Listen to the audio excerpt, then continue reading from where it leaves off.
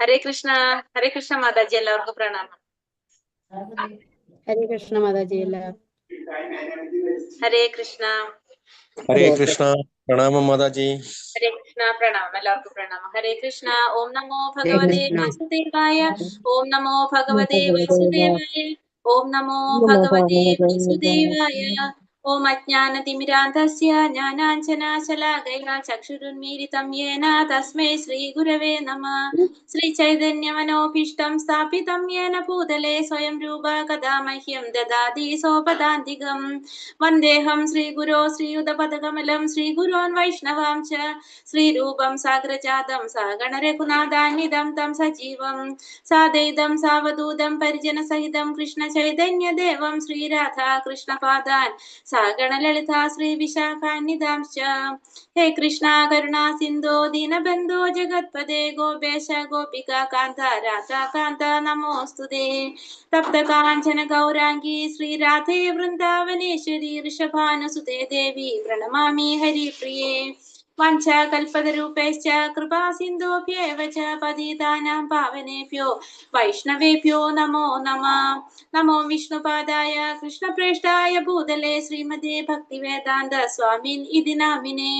നമസ്തേ സരസ്വതേ ദേവേ ഗൗരവാണി പ്രചാരിണേ നിർവിശേഷ ശൂന്യവാദി പാശ്ചാത്യദേശതാരിണേ.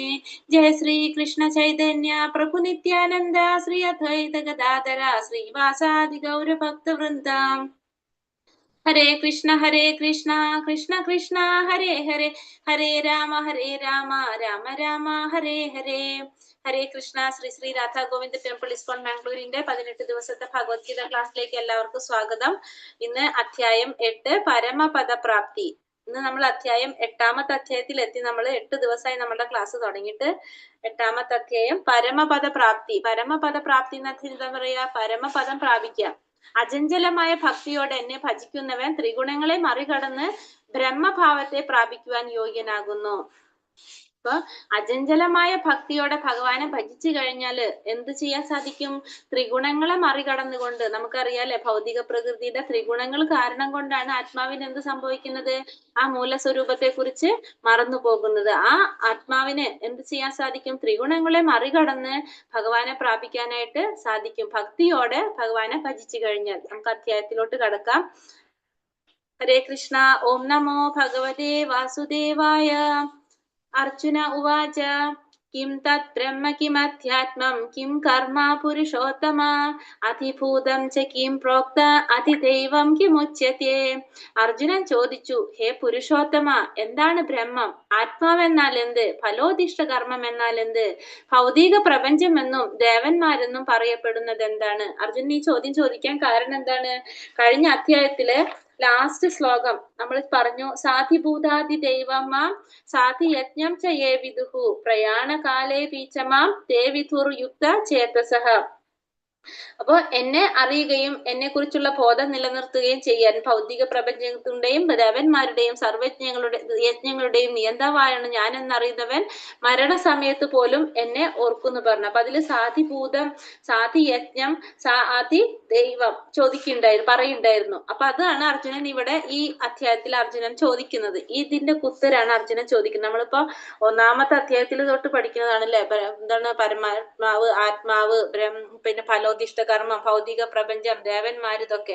അപ്പൊ അതൊക്കെ എന്താണെന്നാണ് അർജുനൻ ഭഗവാനോട് ചോദിക്കുന്നത്. അപ്പൊ അർജുനൻ ആദ്യം ചോദിക്കുന്നത് എന്താണ്? ഹേ പുരുഷോത്തമ. അർജുനൻ ആരോടാ ചോദിക്കുന്നത്? സ്വന്തം കൂട്ടുകാരനോടല്ല ചോദിക്കുന്നത്, പുരുഷോത്തമനോടാണ് ചോദിക്കുന്നത്. പുരുഷോത്തമനാണ് ഭഗവാൻ. പുരുഷന്മാരിൽ ഉത്തമനായിട്ടുള്ള ഭഗവാനോട്, കേവലം ഒരു സുഹൃത്തിനോടല്ല, ഈ തന്റെ ചോദ്യങ്ങൾക്ക് ഉത്തരം പറയാൻ സാധിക്കുമെന്ന് ഉറപ്പുള്ള പുരുഷന്മാരിൽ ഉത്തമനായിട്ടുള്ള ഭഗവാനോടാണ് ആര് ഈ ചോദ്യം ചോദിക്കുന്നത്? അർജുനൻ ഈ ചോദ്യം ചോദിക്കുന്നത്. എന്താണ് ചോദിക്കുന്നത്? ബ്രഹ്മം എന്നാൽ എന്താണ്, ആത്മാവ് എന്നാൽ എന്ത്, ഫലോധിഷ്ഠ കർമ്മം എന്നാൽ എന്ത്, ഭൗതിക പ്രപഞ്ചമെന്നും ദേവന്മാരെന്നും പറയപ്പെടുന്നത് എന്താണ്? അപ്പൊ ബ്രഹ്മം എന്നാൽ എന്താണ്, ആത്മാവ് എന്നാൽ എന്താണ്, ഫലോധിഷ്ഠ കർമ്മം എന്നാൽ എന്ത്, ഭൗതിക പ്രപഞ്ചം, പിന്നെ ദേവന്മാര് എന്നൊക്കെ പറയപ്പെടുന്നത് എന്താണ്? അപ്പൊ 5 ചോദ്യങ്ങൾ ഭഗവാൻ അർജുനൻ 1-ാമത്തെ ശ്ലോകത്തിൽ ചോദിച്ചു. എന്തൊക്കെയാണ്? ബ്രഹ്മം എന്നാൽ എന്ത്, ആത്മാവ് എന്നാൽ എന്ത്, ഫലോധിഷ്ഠ കർമ്മം എന്നാൽ എന്ത്, ഭൗതിക പ്രപഞ്ചമെന്നും ദേവന്മാരെന്നും പറയപ്പെടുന്നത് എന്താണ് എന്ന് അർജുനൻ ഭഗവാനോട് ചോദിക്കാണ്. അടുത്ത ശ്ലോകത്തിലും ഭഗവാൻ വീണ്ടും ചോദിക്കാണ് അർജുനൻ, അതിയജ്ഞ കഥം ഗോത്ര ദേഹേസ്മിൻ മധുസൂദന പ്രയാണകാലേ ച കഥം ജ്ഞേയോസി നിയതാത്മഭിഃ. മധുസൂദന ഇവിടെ എന്തെന്നാ സംബോധന ചെയ്തിരിക്കുന്നത്? മധുസൂദന എന്നാണ് പറഞ്ഞിരിക്കുന്നത്. ആരാണ് യജ്ഞദേവത? ഈ ശരീരത്തിൽ അദ്ദേഹം എങ്ങനെ കുടികൊള്ളുന്നു? ഭക്തിയുത സേവന നിരതരായവർക്ക് മരണവേളയിൽ അങ്ങയെ എങ്ങനെ അറിയാൻ കഴിയും? അപ്പൊ 2-ാമത്തെ ശ്ലോകത്തിൽ അർജുനൻ ഭഗവാനെ മധുസൂദന എന്നാണ് പറഞ്ഞിരിക്കുന്നത്. നമുക്കറിയാം മധു എന്ന രാക്ഷസനെ വധിച്ചത് കൊണ്ട് ഭഗവാൻ എന്തൊരു പേരുണ്ട്? മധുസൂദന എന്ന് പറയുന്നുണ്ട് അല്ലെ. അപ്പൊ ഈ സംശയങ്ങളെല്ലാം എന്താണ്? അസുരന്മാരെ പോലെയാണെന്ന് പറയുന്നത്. അപ്പൊ അർജുനന്റെ മനസ്സില് ശരിക്കും ഈ സംശയങ്ങളൊന്നും ഉദിക്കാൻ പാടില്ലാത്തതായിരുന്നു എന്നാണ് ആര് ചിന്തിക്കുന്നത്? അർജുനൻ ചിന്തിക്കുന്നത്. അപ്പൊ അതുകൊണ്ട് ആ സംശയങ്ങളെ ഒരു അസുരനെ എന്ന പോലെ ഇല്ലാതാക്കി തരണം എന്നുള്ള രീതിയിലാണ് ഭഗവാൻ ഇവിടെ അർജുനൻ എങ്ങനെ സംബോധന ചെയ്തിരിക്കുന്നത്? മധുസൂദന എന്ന് സംബോധന ചെയ്തിരിക്കുന്നത്. അപ്പൊ മധുസൂദനോട് ചോദിക്കാണ്, യജ്ഞദേവത ആരാണ്? ശരീരത്തിൽ അദ്ദേഹം എങ്ങനെയാണ് കുടികൊള്ളുന്നത്? ഭക്തിയുദ്ധ സേവനം ചെയ്യുന്നവർക്ക് മരണവേളയിൽ അങ്ങയെ എങ്ങനെ അറിയാൻ കഴിയും? അപ്പൊ ഇതിൽ പറഞ്ഞ യജ്ഞദേവത ആരാണ്? പിന്നെ ഈ ശരീരത്തിൽ അദ്ദേഹം എങ്ങനെ കുടികൊള്ളുന്നു? ഭക്തിയുദ്ധ സേവനം ചെയ്യുന്നവർക്ക് മരണവേളയിൽ അങ്ങയെ എങ്ങനെ അറിയാനായിട്ട് സാധിക്കും? അപ്പൊ ഇങ്ങനെ 8 ചോദ്യങ്ങളാണ് ഇവിടെ ആര് ചോദിക്കുന്നത്? അർജുനൻ ഭഗവാനോട് ചോദിക്കുന്നത്. ഇനി ഭഗവാൻ അതിനുള്ള ഉത്തരം പറയാണ് അടുത്ത ശ്ലോകത്തിലൂടെ. 3-ാമത്തെ ശ്ലോകം. ശ്രീ ഭഗവാനുവാച അക്ഷരം ബ്രഹ്മ പരമം സ്വഭാവോധ്യാത്മമുച്യത്തെ ഭൂതഭാവോദ്ഭവകരോ വിസർഗ കർമ്മ സംചിതാഃ. ശ്രീ ഭഗവാൻ പറഞ്ഞു, അവിനാശിയും അതീന്ദ്രിയനുമായ ആത്മാവാണ് ബ്രഹ്മം. അപ്പൊ ബ്രഹ്മം എന്ന് പറയുന്നത് എന്താണ്? അവിനാശിയും ഒരിക്കലും നശിക്കാത്തതും അതീന്ദ്രിയനുമായ ആത്മാവിനെ നമുക്ക് എന്തെന്ന് പറയാം? ബ്രഹ്മം എന്ന് പറയാം. അപ്പൊ ജീവാത്മാവിനെയാണ് എന്ത് പറയണത്? ബ്രഹ്മം എന്ന് പറയണം. നമുക്കറിയാമല്ലോ ജീവാത്മാവ് ഒരിക്കലും നശിക്കാത്തതാണ്. അപ്പൊ ഒരിക്കലും നശിക്കാത്ത ജീവാത്മാവിനെയാണ് ബ്രഹ്മം എന്ന് പറയുന്നത്. ഇനി ആ ബ്രഹ്മത്തിന്റെ ശാശ്വത പ്രകൃതി അധ്യാത്മം എന്ന് പറയപ്പെടുന്നു. അപ്പൊ അത് ഒരിക്കലും നശിക്കാത്ത ജീവാത്മാവിനെ ബ്രഹ്മം എന്ന് പറയുന്നു. ആ ജീവാത്മാവിന്റെ സ്വഭാവത്തെയാണ് അധ്യാത്മം എന്ന് പറയപ്പെടുന്നത്. ഇനി അടുത്തത് കാമ്യകർമ്മങ്ങൾ. ജീവാത്മാക്കളുടെ ഭൗതിക ശരീരത്തിന്റെ വികാസത്തിന് വേണ്ടുന്ന പ്രവർത്തനങ്ങളാണ് കാമ്യകർമ്മങ്ങൾ. ഇനി ആ ജീവാത്മാവ് ശരീരം നിലനിർത്താൻ വേണ്ടി ചെയ്യുന്ന പ്രവർത്തികളെ, അതായത് ശരീരത്തിന്റെ വികസനത്തിന് ആവശ്യമായ പ്രവർത്തികളെ നമുക്ക് എന്തെന്ന് പറയാം? കർമ്മം എന്ന് പറയാം. അപ്പോ 3 കാര്യങ്ങൾക്ക് ഉത്തരായി ഇവിടെ. ബ്രഹ്മം എന്നാൽ എന്താണ്? അവിനാശിയും ഒരിക്കലും നശിക്കാത്ത അതീന്ദ്രിയനായിട്ടുള്ള ആത്മാവിനെയാണ് നമുക്ക് എന്തെന്ന് പറയാം? ബ്രഹ്മം എന്ന് പറയാം. അപ്പൊ ഒരിക്കലും നശിക്കാത്ത ജീവാത്മാവാണ് ബ്രഹ്മം. ആ ജീവാത്മാവിന്റെ സ്വഭാവത്തെ അധ്യാത്മം എന്ന് പറയുന്നു. ആ ജീവാത്മാവ് ആ ശരീരം വികസിപ്പിക്കാൻ വേണ്ടിയിട്ട്, ആ ശരീരം നിലനിർത്താൻ വേണ്ടി ചെയ്യുന്ന പ്രവർത്തനങ്ങളെ എന്തെന്ന് പറയാം? കർമ്മം എന്ന് പറയാം. 3 ക്ലിയർ ആയോ? ഹരേ കൃഷ്ണ. ഹരേ കൃഷ്ണ. ഹരേ കൃഷ്ണ. ഒന്നും കൂടെ പറയൂ. ഹരേ കൃഷ്ണ. ഹരേ രാമ രാമ രാമ ഹരേ ഹരേ. ഇനി അടുത്തതിൽ എന്താ പറയുന്നത്? അധിഭൂതം ക്ഷരോഭാവ പുരുഷാശാതി ദൈവതം അതിയജ്ഞോഹമേവാത്ര ദേഹേ ദേഹാഭൃതം വരാ. ഹേ ശരീരം കൊണ്ടവരിൽ ശ്രേഷ്ഠനായവനെ, എപ്പോഴും മാറിക്കൊണ്ടിരിക്കുന്ന ഭൗതിക പ്രകൃതിയാണ് അധിഭൂതം, അതായത് പ്രത്യക്ഷ പ്രപഞ്ചം. അപ്പൊ ഇനി അതിഭൂതം എന്താന്നാണ് പറയുന്നത് അല്ലെ. അപ്പൊ ഈ ഭൗതിക പ്രകൃതിയെ, അതായത് പ്രപഞ്ചത്തെയാണ് എന്ത് പറയുന്നത്? ഈ മാറിക്കൊണ്ടിരിക്കുന്ന പ്രപഞ്ചത്തിനെയാണ് നമ്മൾ എന്തെന്ന് പറയുന്നത്? അതിഭൂതം എന്ന് പറയുന്നത്. അപ്പൊ പ്രകൃതിയിലെ മാറ്റം എന്ന് പറയുന്നത് എന്താണ്? ഭൗതിക പ്രകൃതിയിൽ മാറ്റങ്ങൾ വന്നുകൊണ്ടിരിക്കും. ഇപ്പൊ ജനനം സംഭവിക്കുന്നു, വളരുന്നു, നിലനിൽക്കുന്നു, പ്രത്യുൽപാദനം നടത്തുന്നു, ജരാനരകൾ ബാധിക്കുന്നു, അങ്ങനെ ക്ഷയിക്കുന്നു. അപ്പൊ അങ്ങനെ മാറിക്കൊണ്ടിരിക്കുന്ന ഭൗതിക പ്രകൃതിയെ നമുക്ക് എന്തെന്ന് പറയാം? അതിഭൂതം എന്ന് പറയാം. പ്രത്യക്ഷ പ്രപഞ്ചത്തെയാണ് അതിഭൂതം എന്ന് പറയുന്നത്. അപ്പൊ ഭൗതിക പ്രകൃതിയാണ് അതിഭൂതം എന്ന് പറയുന്നത്. ഇനി സൂര്യനെയും ചന്ദ്രനെയും ദേവന്മാരെയും എല്ലാം ഉൾക്കൊള്ളുന്ന ഭഗവാന്റെ വിശ്വരൂപത്തിന് എന്തെന്ന് പറയും? അതിദൈവം എന്ന് പറയുന്നു. അപ്പൊ അതിദൈവം എന്ന് പറഞ്ഞാൽ എന്താണ്? ഈ ഭഗവാന്റെ വിരാട് രൂപത്തിനെയാണ് അതിദൈവം എന്ന് പറയുന്നത്. അത് സൂര്യനും ചന്ദ്രനും ദേവന്മാരും എല്ലാവരും ഉൾക്കൊള്ളുന്ന ഭഗവാന്റെ വിശ്വരൂപത്തിന് അതിദൈവം എന്ന് പറയാം. അപ്പൊ അതിഭൂതം എന്ന് പറഞ്ഞാൽ ഭൗതിക പ്രപഞ്ചത്തെയാണ് പറയുന്നത്. അതിദൈവം എന്ന് പറയുന്നത് എന്തിനാണ്? ഭഗവാന്റെ വിരാട് രൂപം, വിശ്വരൂപത്തെ, സൂര്യനും ചന്ദ്രനും ദേവന്മാരും എല്ലാം ഉൾക്കൊള്ളുന്ന ഭഗവാന്റെ വിശ്വരൂപത്തെയാണ് എന്ത് പറയുന്നത്? അതിദൈവം എന്ന് പറയുന്നത്. ഇനി അധിയജ്ഞൻ എന്ന് പറയുന്നതോ സകല ശരീരങ്ങളുടെയും ഹൃദയത്തിൽ വാണിരുളുന്ന പരമാത്മാവായ ഞാൻ അധിയജ്ഞൻ എന്നറിയപ്പെടുന്നു. അപ്പൊ പരമാത്മാ രൂപത്തില് എല്ലാവരുടെ ഹൃദയത്തിലും എല്ലാവരുടെ ശരീരത്തിലും കുടികൊള്ളുന്ന പരമാത്മാ രൂപത്തിലിരിക്കുന്ന ഭഗവാൻ തന്നെയാണ് ആര്? അധിയജ്ഞൻ എന്നറിയപ്പെടുന്നത്. അപ്പൊ 3 കാര്യങ്ങൾ ഇതിൽ കൂടെ ക്ലിയർ ആയി. മാറിക്കൊണ്ടിരിക്കുന്ന ഭൗതിക പ്രപഞ്ചത്തെ അതിഭൂതം എന്ന് പറയുന്നു. സൂര്യനും ചന്ദ്രനും എല്ലാ ദേവന്മാരും ഉൾക്കൊള്ളുന്ന ഭഗവാന്റെ വിശ്വരൂപത്തെ അതിദൈവം എന്ന് പറയുന്നു. എല്ലാ ശരീരങ്ങളുടെയും ഹൃദയത്തിൽ വാണരുളുന്ന പരമാത്മാവായ ഭഗവാനെ അതിയജ്ഞൻ എന്നറിയപ്പെടുന്നു. അപ്പൊ അത്രയും ആയല്ലോ.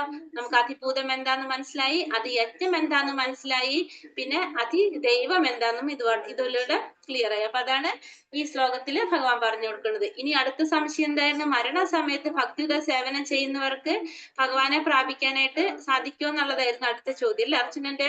അതിനെന്താണ്? അന്തകാലേച്ച മാമേവ സ്മരൻ മുക്താകളേവരം യാ പ്രയാതി സമദ്ഭാവം യാതി നാസ്ത്യത്ര സംശയഃ.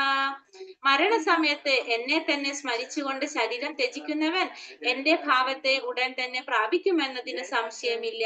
അപ്പൊ മരണസമയത്ത് എന്നെ തന്നെ സ്മരിച്ചുകൊണ്ട് ശരീരം ത്യജിക്കുന്നവൻ എന്റെ ഭാവത്തെ ഉടൻ തന്നെ പ്രാപിക്കുമെന്നതിന് യാതൊരു സംശയവും ഇല്ല എന്ന് പറഞ്ഞു. അപ്പൊ മരണസമയത്ത്, മരിക്കുന്ന സമയത്ത് എന്താണ്? ഭഗവാനെ തന്നെ സ്മരിച്ചുകൊണ്ട് ശരീരം ത്യജിക്കുകയാണെങ്കിൽ എന്താണ്? ഭഗവാനെ പ്രാപിക്കും എന്നുള്ളതിന് യാതൊരു സംശയവും ഇല്ല എന്നുള്ളത് ഭഗവാൻ ക്ലിയർ ആക്കി കൊടുക്കണം. അപ്പൊ കൃഷ്ണാവബോധത്തിന്റെ പ്രാധാന്യത്തെ കുറിച്ചാണ് നമുക്ക് ഇതിലൂടെ മനസ്സിലാവുന്നത്. കൃഷ്ണാവബോധം എന്ന് പറയുന്നത് എന്താണ്? നമ്മൾ പഠിച്ചു കഴിഞ്ഞു. ഏതൊരു സമയത്തും ഭഗവാനെ കുറിച്ച് മാത്രം ചിന്തിച്ചു കൊണ്ടിരിക്കുക, ചെയ്യുന്ന കർമ്മങ്ങളെല്ലാം ഭഗവാൻ അർപ്പിച്ചുകൊണ്ട് ചെയ്യുക, ഇതാണ് നമ്മൾ എന്ത് പറയാം? കൃഷ്ണാവബോധം എന്ന് പറയുന്നത്. അപ്പൊ കൃഷ്ണാവബോധത്തിന്റെ ഒരു പ്രാധാന്യമാണ് ഇവിടെ പറയുന്നത്. മരണസമയത്ത് ഭഗവാനെ തന്നെ സ്മരിച്ചുകൊണ്ട് ശരീരം ത്യജിക്കുന്നവൻ എന്റെ ഭാവത്തെ ഉടൻ തന്നെ പ്രാപിക്കുന്നതിന് യാതൊരു സംശയവും ഇല്ല. അപ്പൊ മൂന്നാമത്തെ അർജുനന്റെ ഒരു ചോദ്യം അതായിരുന്നു അല്ലെ. എന്തായിരുന്നു അർജുനന്റെ ചോദ്യത്തിൽ ഒരെണ്ണം? ഭക്തിയുത സേവന നിരതരായവർക്ക് മരണവേളയിൽ അങ്ങയെ എങ്ങനെ അറിയാൻ സാധിക്കും? അപ്പൊ ഭക്തിയുത സേവനം ചെയ്തുകൊണ്ടിരിക്കുന്ന ആൾക്ക് ഭഗവാൻ ഉടൻ തന്നെ പ്രാപിക്കാൻ സാധിക്കും എന്നുള്ളതിന് യാതൊരു സംശയം ഇല്ല എന്നുള്ളതും ഇവിടെ ഭഗവാൻ അർജുനനോട് പറഞ്ഞു കൊടുക്കണം. അത് ക്ലിയർ ആയി കൊടുത്തു. കൃഷ്ണാവബോധത്തോടെ ദേഹത്യാഗം ചെയ്യുന്നവൻ ഉടനെ ഭഗവാന്റെ അതീന്ദ്രിയ ഭാവം കൈക്കൊള്ളുന്നു. അപ്പൊ കൃഷ്ണാവബോധത്തോടെ ദേഹത്യാഗം ചെയ്യുന്നവൻ ഉടനെ ഭഗവാന്റെ അതീന്ദ്രിയമായിട്ടുള്ള ഒരു ഭാവം കൈക്കൊള്ളും. പരമപാവനാണ് ഭഗവാൻ. തന്മൂലം നിരന്തരം കൃഷ്ണാവബോധത്തോടെ ഇരിക്കുന്നവരും പരമപാവനരത്രേ. സ്മരണ എന്ന വാക്ക് ഇവിടെ സുപ്രധാനമാണ് അല്ലെ. ഭഗവാൻ ആരാണ്? പരമപാവനാണ്. തന്മൂലം നിരന്തരം കൃഷ്ണാവബോധത്തോടെ ഇരിക്കുന്നവരും എങ്ങനെയാണ്? പരമപാവനൻ തന്നെയാണ് അല്ലെ. സ്മരണ, ഭഗവാൻ എപ്പോഴും സ്മരിച്ചുകൊണ്ടിരിക്കുക എന്നുള്ളതാണ് നമ്മൾ മനസ്സിലാക്കേണ്ടത്. ഭഗവാൻ എപ്പോഴും ഓർത്തുകൊണ്ടിരിക്കണം. അങ്ങനെ അതിന് നമ്മൾ കൃഷ്ണാവബോധം പരിശീലിക്കണം. ഭക്തിപൂർവമായ സേവനത്തിലൂടെ കൃഷ്ണാവബോധം പുലർത്തി പോരാത്ത ഒരു ജീവന് പവിത്രത ഇല്ലാത്തത് കൊണ്ട് കൃഷ്ണസ്മരണ സാധ്യമാവില്ല. അപ്പൊ കൃഷ്ണാവബോധത്തിന്റെ പ്രത്യേകത എന്താണ്? ഭക്തിപൂർവമായിട്ടുള്ള ഭഗവത് സേവനത്തിലൂടെ മാത്രം നമുക്ക് എന്ത് ചെയ്യാൻ സാധിക്കുള്ളൂ? കൃഷ്ണാവബോധം പുലർത്തി പോരാൻ സാധിക്കുള്ളൂ. അത് ചെയ്യാത്തവർക്ക് എന്താണ്? പരിശുദ്ധി ഉണ്ടാകുന്നില്ല. പവിത്രത ഇല്ലാത്തത് കൊണ്ട് തന്നെ അവർക്ക് എന്ത് സാധ്യമില്ല? കൃഷ്ണസ്മരണ അവർക്ക് സാധ്യമാവില്ല. അതുകൊണ്ട് ഒരാൾ ജീവിതത്തിന്റെ ആരംഭഘട്ടം മുതൽക്ക് കൃഷ്ണാവബോധം പരിശീലിക്കേണ്ടത് അത്യാവശ്യമാണ്. അപ്പൊ ജീവിതത്തിന്റെ ആരംഭഘട്ടം മുതൽക്ക് തന്നെ കൃഷ്ണാവബോധം പരിശീലിക്കണം. നിര്യാണ വേളയിൽ വിജയം വരിക്കണമെങ്കിൽ കൃഷ്ണസ്മരണ അത്യന്താപേക്ഷിതമാണ് താനും. അതുകൊണ്ട് സദാസമയം എന്ത് ചെയ്യണം? ഹരേ കൃഷ്ണ മഹാമന്ത്രം ഉരുവിട്ടുകൊണ്ടിരിക്കണം. ഹരേ കൃഷ്ണ കൃഷ്ണ കൃഷ്ണ ഹരേ ഹരേ, ഹരേ രാമ രാമ രാമ ഹരേ ഹരേ. അങ്ങനെ ഹരേ കൃഷ്ണ മഹാമന്ത്രം സദാസമയത്തും ഉരുവിട്ടുകൊണ്ടിരിക്കുകയാണെങ്കിൽ നമുക്ക് എന്താണ് മരണസമയത്തും ഭഗവാനെ സ്മരിക്കാനായിട്ട് നമുക്ക് സാധിക്കും. അങ്ങനെ സ്മരിച്ചു കഴിഞ്ഞാൽ നമുക്ക് എന്താണ് ഭഗവാന്റെ ലോകത്തേക്ക്, ഗോലോക വൃന്ദാവനത്തിലേക്ക് പോകാൻ സാധിക്കും. പിന്നീട് ഈ ഭൗതിക ലോകത്തിലോട്ടൊരു തിരിച്ചു വരവ്, വീണ്ടും ഒരു ജനന മരണത്തിന്റെ ഒരു ചക്രത്തിൽ പെടേണ്ടതായിട്ടുള്ള ആവശ്യം വരുന്നില്ല. ഈ ഹരേ കൃഷ്ണ മഹാമന്ത്രം ജപിക്കുന്നതിലൂടെ, ഭക്തിയുത സേവനം ചെയ്യുന്നതിലൂടെ 7 തലമുറയിലെ കുടുംബാംഗങ്ങൾക്കാണ് എന്ത് കിട്ടുന്നത്? മുക്തി കിട്ടുന്നു എന്ന് പറയുന്നത്. അപ്പൊ ഒരു വീട്ടിൽ ഒരാള് കൃഷ്ണാവതാരത്തിൽ വന്നു കഴിഞ്ഞാൽ ആ വീട്ടില് അവരുടെ 7 തലമുറയിലെ കുടുംബാംഗങ്ങൾക്കാണ് എന്ത് കിട്ടുന്നത്? മുക്തി കിട്ടാനായിട്ട് സാധിക്കുന്നത്. അപ്പൊ അത്രയും എന്താണ് ഈ പ്രധാനപ്പെട്ടതാണ് കൃഷ്ണാവബോധം പരിശീലിക്കുക എന്നുള്ളത്. കാരണം മുക്തി നൽകാൻ ആർക്കേ സാധിക്കുള്ളൂ? ഭഗവാന് മാത്രമേ സാധിക്കുന്നുള്ളൂ. അപ്പൊ നമ്മള് നാമം ജപിക്കുക എന്ന് പറഞ്ഞത് എന്താണ്? നമ്മൾ പറഞ്ഞു കഴിഞ്ഞില്ലേ, ഭഗവാന്റെ നാമം 16 പ്രാവശ്യമാണ് ഒരു പ്രാവശ്യം ഹരേ കൃഷ്ണ മഹാമന്ത്രം ചെല്ലുമ്പോൾ നമ്മൾ ഭഗവാന്റെ നാമം ജപിക്കുന്നത്. അപ്പൊ ഒരു ദിവസം 16 പ്രാവശ്യം നമ്മൾ ഭഗവാന്റെ നാമം ജപിക്കുകയാണെങ്കിൽ, 16 മാല ജപിക്കുകയാണെങ്കിൽ, മീൻസ് 16 × 108 ആണ് അല്ലെ? ഒരു പ്രാവശ്യം എന്ന് പറയുമ്പോ, ഒരു മാല എന്ന് പറയുമ്പോൾ 108 പ്രാവശ്യമാണ് നമ്മൾ ഭഗവാന്റെ നാമം ജപിക്കുന്നത്. അപ്പൊ × 16 പിന്നെ × 16 അത്രയും പ്രാവശ്യമാണ് നമ്മൾ ഒരു ദിവസം ചുരുങ്ങിയത് ഭഗവാന്റെ നാമം ജപിക്കുന്നത്. അപ്പൊ അങ്ങനെ നമ്മൾ ചെയ്യുകയാണെങ്കിൽ ആ ഒരു കുടുംബത്തിലെ, ആ ഒരു തലമുറയിലെ 7 തലമുറയ്ക്കാണ് എന്ത് കിട്ടുന്നത്? മുക്തി കിട്ടുന്നത്. മുക്തി നൽകാൻ ആർക്ക് മാത്രമേ സാധിക്കുള്ളൂ? ഭഗവാന് മാത്രമേ സാധിക്കുന്നുള്ളൂ. അപ്പൊ നമുക്കതിന് പല തടസ്സങ്ങളും നമുക്ക് നേരിടാം. നമ്മൾ ചെയ്യാൻ തുടങ്ങുമ്പോൾ പല രീതിയിലും നമുക്ക് തടസ്സങ്ങൾ ഉണ്ടായിരിക്കാം. അത് ചെയ്യാതിരിക്കാനായിട്ടുള്ള പല പല പ്രശ്നങ്ങളും നമ്മളുടെ ജീവിതത്തിൽ നമുക്ക് കണ്ടുകൊണ്ടിരിക്കാം. പക്ഷെ നമ്മൾ എന്ത് ചെയ്യണം? വൃക്ഷത്തെ പോലെ സഹിച്ചുകൊണ്ട് നമ്മൾ മുന്നോട്ട് പോയ തന്നെ വേണം. അത് പറയുന്നുണ്ട്, വൃക്ഷത്തെ പോലെ സഹനശക്തി ഉണ്ടാകണം, തരോരിവ സഹിഷ്ണു എന്നാണ് ചൈതന്യ മഹാപ്രഭു ഉദ്ദേശിക്കുന്നത്. അപ്പം പലതരത്തിലുള്ള വിഘ്നങ്ങളും നമുക്ക് സംഭവിക്കാം. നമുക്ക് അതിനൊക്കെ സാധ്യതയുണ്ട്. നമ്മള് കാരണം ഭഗവാന്റെ നാമം ജപിക്കുക, ഭഗവാനിലേക്ക് എത്തണമെങ്കിൽ നമ്മൾ പറഞ്ഞു അതിന് ഭഗവാന്റെ 2 ശക്തികളെ കുറിച്ച് പറഞ്ഞു, അന്തരംഗ ശക്തിയും ബഹിരംഗ ശക്തിയും. അപ്പൊ നമ്മൾ അതിന് ക്വാളിഫൈഡ് ആണ് എന്നുള്ളത് ആര് ടെസ്റ്റ് ചെയ്യും? ഭഗവാന്റെ ബഹിരംഗ ശക്തി ടെസ്റ്റ് ചെയ്യും ആദ്യം തന്നെ. അപ്പൊ ദുർഗാദേവി നമുക്ക് പല രീതിയിലും നമുക്ക് തടസ്സങ്ങൾ ഉണ്ടാക്കിക്കൊണ്ടിരിക്കും അത് ചെയ്യാതിരിക്കാനായിട്ട്. കാരണം നമുക്ക് അത്രയും അത് ചെയ്യണം എന്നുള്ള ആഗ്രഹമുണ്ട്. നമുക്കത് ചെയ്യണം എന്നുണ്ടെങ്കിൽ എന്താണ്, നമ്മൾ ആ വിഘ്നങ്ങൾ മാറ്റി നമ്മൾ മുന്നോട്ട് പോകാനായിട്ട് ശ്രമിച്ചു കൊണ്ടിരിക്കും. അപ്പൊ അതുകൊണ്ട് നമുക്ക് എന്തുണ്ടാവണം? സഹനശക്തി ഉണ്ടാവണം. നമുക്ക് വരുന്ന പ്രശ്നങ്ങൾ നേരിടാനുള്ള ഒരു ശക്തി നമ്മൾക്ക് ഉണ്ടാകണം. ഹരേ കൃഷ്ണ നാമം ജപിക്കുന്ന ഒരു വ്യക്തിക്ക് പല വിഘ്നങ്ങളും നേരിട്ടേക്കാം. എങ്കിലും എല്ലാം സഹിച്ചുകൊണ്ട് ഹരേ കൃഷ്ണ കൃഷ്ണ കൃഷ്ണ ഹരേ ഹരേ, ഹരേ രാമ രാമ രാമ ഹരേ ഹരേ എന്ന നാമജപം തുടരുക തന്നെ വേണം. എന്നാൽ ജീവിതാന്ത്യത്തിൽ കൃഷ്ണാവബോധത്താലുള്ള പ്രയോജനം തികച്ചും അനുഭവപ്പെടാം. അപ്പൊ അതുകൊണ്ട് തന്നെ പല രീതിയിലുള്ള തടസ്സങ്ങൾ നമ്മളെ മുന്നിൽ വരുമ്പോ നമ്മൾ എന്ത് ചെയ്യണം? നമുക്ക് മനസ്സിലാക്കാം, അത് തടസ്സങ്ങൾ മുന്നിൽ വന്നു എന്ന് കാണുമ്പോൾ നമുക്ക് മനസ്സിലാക്കാം നമ്മളായ ട്രാക്കിലേക്ക് കയറി എന്നുള്ളത് നമുക്ക് മനസ്സിലാക്കണം. കാരണം അപ്പോഴാണ് നമ്മളെ പരീക്ഷണം കൂടുന്നത്. കാരണം അതുകൊണ്ടാണ് നമുക്ക് കുറെ പരീക്ഷണങ്ങൾ വന്നുകൊണ്ടിരിക്കുന്നത്. നമ്മളത് എന്താണ്, സത്യസന്ധമായിട്ടാണോ, നമ്മളത് ആത്മാർത്ഥമായിട്ടാണോ ചെയ്യുന്നതെന്ന് പരീക്ഷണങ്ങൾ വന്നുകൊണ്ടിരിക്കും. അത് നമുക്ക് ക്വാളിഫൈഡ് ആവുന്നവരെ നമുക്ക് ഇങ്ങനെ ചെറിയ ചെറിയ തടസ്സങ്ങൾ ഉണ്ടാവുമ്പോൾ നമുക്ക് ആരോട് പ്രാർത്ഥിക്കാം? നമുക്ക് വിഘ്നേശ്വരനോട് പ്രാർത്ഥിക്കാം, നരസിംഹ ഭഗവാനോട് പ്രാർത്ഥിക്കാം. എന്താണ്, ഈ ഭക്തിയിലെ തടസ്സങ്ങൾ നമുക്ക് നീക്കി തരാൻ വേണ്ടിയിട്ട് നമുക്ക് പ്രാർത്ഥിക്കാം. അതേപോലെ തന്നെ ഗുരുവിന്റെ അടുത്ത് പറയാം, ഭഗവാന്റെ അടുത്ത് പറയാം. ഇതൊക്കെ നമ്മളെ ഈ തടസ്സങ്ങൾ, നമുക്ക് ഭഗവാന്റെ നാമം ജപിക്കാനായിട്ട് യാതൊരു വിഘ്നങ്ങളും ഇല്ലാതിരിക്കാൻ വേണ്ടിയിട്ട് നമുക്ക് പ്രാർത്ഥിക്കാം. ഒപ്പം തന്നെ നമ്മൾ എന്ത് ചെയ്യാം? അത് നമ്മൾ സഹിക്കാൻ പഠിക്കണം. നമ്മൾ സഹനശക്തിയോടെ മുന്നിലോട്ട് പോകാനായിട്ട് നമ്മൾ ശ്രമിക്കണം. എങ്കിൽ മാത്രമാണ് നമുക്ക് എന്ത് ചെയ്യാൻ സാധിക്കുന്നില്ല, ആ കൃഷ്ണാവബോധത്തിന്റെ പ്രയോജനം നമുക്ക് അനുഭവപ്പെടുത്താനായിട്ട് സാധിക്കുള്ളൂ. യം യം വാപി സ്മരൻ ഭാവം ത്യജത്യന്തേ കളേവരം തം തമേവൈതി കൗന്ദേയ സദാ തദ്ഭാവ ഭാവിതാഃ. എന്തിനെ കുറിച്ചാണ് ഒരാൾ മരണവേളയിൽ സ്മരിക്കുന്നത്? ഹേ കുന്തിപുത്ര, അയാൾ തീർച്ചയായും അതിനെ പ്രാപിക്കും. അപ്പോ മരണസമയത്ത് ഒരാൾ എന്തിനെ കുറിച്ച് ചിന്തിക്കുന്നുവോ സ്വാഭാവികമായിട്ടും എന്താണ് പറഞ്ഞു, ആ വ്യക്തി തീർച്ചയായിട്ടും അതിനെ പ്രാപിക്കുന്നു നമ്മൾ പറഞ്ഞു കഴിഞ്ഞു അല്ലെ. അപ്പൊ മരണസമയത്ത് നമ്മൾ എന്താ ആലോചിച്ചാലും അതിനെ കുറിച്ചാണ്, അതായിരിക്കും നമ്മൾ അയച്ചേരുന്നത്. അതിന് നമുക്കൊരു ഉദാഹരണം നമ്മൾ പറയുന്നുണ്ട്, ഭരത മഹാരാജാവിന്റെ കഥ. ഇവിടെ പറഞ്ഞിരുന്നു, നമ്മളെ ക്ലാസ്സില് പറഞ്ഞിട്ടുണ്ടായിരുന്നോ? കേട്ടില്ല? പറഞ്ഞില്ല പറഞ്ഞിട്ടില്ല മാതാജി, പറഞ്ഞിട്ടില്ല. പറഞ്ഞിട്ടില്ല അല്ലെ? ഹരേ കൃഷ്ണ. അപ്പൊ ഭരത മഹാരാജാവിന്റെ കഥ പറയുന്നത് നമുക്ക് പറയാം. അതായത് ഭരത മഹാരാജാവ് എന്ന് വെച്ചിട്ടുണ്ടെങ്കിൽ മഹാമനുഷ്യനായിരുന്ന ഭരത മഹാരാജാവ് എന്താണ് രാജാവാണ്. അതിനുശേഷം എന്താണ്, ഇവിടെ ഒരു സ്ലൈഡും കൂടി ഉണ്ട്.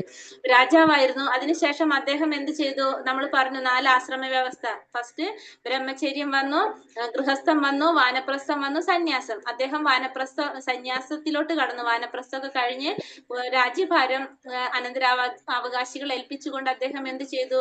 ആശ്രമത്തിൽ പോയി ഭഗവാനെ ധ്യാനത്തിൽ ഇരിക്കാനായിട്ട്, ഭഗവാനെ ധ്യാനിച്ചുകൊണ്ട് ബാക്കിയുള്ള ജീവിതം ഇനി ഭഗവാന്റെ സ്മരണയിലൂടെ കഴിഞ്ഞു കൂട്ടാൻ വേണ്ടിയിട്ട് അദ്ദേഹം എന്ത് ചെയ്തു? രാജ്യഭാരമൊക്കെ ഉപേക്ഷിച്ച് എല്ലാ ഗൃഹസ്ഥാശ്രമത്തിൽ എല്ലാ കാര്യങ്ങളും കഴിഞ്ഞ് അതിനുശേഷം എവിടേക്ക് തിരിഞ്ഞു? വനവാസത്തിലോട്ട് തിരിഞ്ഞു. ആ ആശ്രമത്തിൽ ചെന്ന് അദ്ദേഹം എന്ത് ചെയ്യാൻ തുടങ്ങി? ഭഗവാനെ ധ്യാനിക്കാനായിട്ട് തുടങ്ങി. അപ്പൊ അതിന്റെ കാര്യങ്ങളൊക്കെ ചെയ്ത് യജ്ഞങ്ങളും തപസ്സുകളും ഒക്കെ ചെയ്ത് അദ്ദേഹം അവിടെ കഴിഞ്ഞു കൂട്ടുകയായിരുന്നു. അങ്ങനെ ദിവസവും രാവിലെ തടാകത്തിൽ പോയി പ്രഭാത കൃത്യങ്ങളൊക്കെ ചെയ്യാനൊക്കെ പോയി. അങ്ങനെ പോകുന്ന ഒരു ദിവസം ഒരു മാൻ, പൂർണ്ണ ഗർഭിണിയായിട്ടുള്ള ഒരു മാൻ ആ തടാകത്തില് പെട്ടെന്ന് ഓടി വരാണ് ചെയ്യുന്നത്. ഒപ്പം തന്നെ ഒരു സിംഹത്തിന്റെ ഗർജനവും കേട്ടു അദ്ദേഹം. അപ്പോ അങ്ങനെ അത് കേട്ടപ്പോ ആ മാൻ ആകെ പേടിച്ചു വരണ്ടിരിക്കുകയായിരുന്നു. പൂർണ്ണ ഗർഭിണിയായിരുന്നു ആ മാൻ. അപ്പൊ ഈ ഭരത മഹാരാജാവിനായ മാനിന് അവിടെ ഇട്ടു പോരാനായിട്ട് തോന്നിയില്ല. പക്ഷെ ആ സിംഹത്തിന്റെ ഒച്ച കേട്ട ആ മാൻ പേടിച്ചുകൊണ്ട് എന്താണ് ആ തടാകത്തില് നീന്തി ആ കരയ്ക്ക് അപ്പുറത്തേക്ക് പോകാനായിട്ട് ശ്രമിക്കുകയായിരുന്നു. പക്ഷെ അതിന് ഭയങ്കര അവശത, ക്ഷീണിച്ചത് കൊണ്ട് അതിനത് പോകാൻ സാധിച്ചില്ല. അങ്ങനെ ആ മാൻകുട്ടിക്ക് ജന്മം കൊടുത്തിട്ട് ആ ഒരു മാൻ ചത്തുപോകാണ് ചെയ്യുന്നത്. അപ്പൊ ഈ ഭരത മഹാരാജാവ് അല്ലാതെ വേറെ ആരും അവിടെ ഇല്ല. അപ്പൊ ഈ രാജാവിന് ആ മാൻകുട്ടിയെ അവിടെ ഉപേക്ഷിച്ച് പോരാനായിട്ട് തോന്നില്ല. കാരണം ആ സിംഹം വന്ന് ആ കുട്ടിയെ ഉപദ്രവിച്ചാലോ എന്ന് ചിന്തിച്ചുകൊണ്ട് ആ കുട്ടിയെ ആ കൂടെ എടുത്തിട്ടാണ് രാജാവ് എങ്ങോട്ട് പോരുന്നത്? ആശ്രമത്തിലോട്ട് പോരുന്നത്.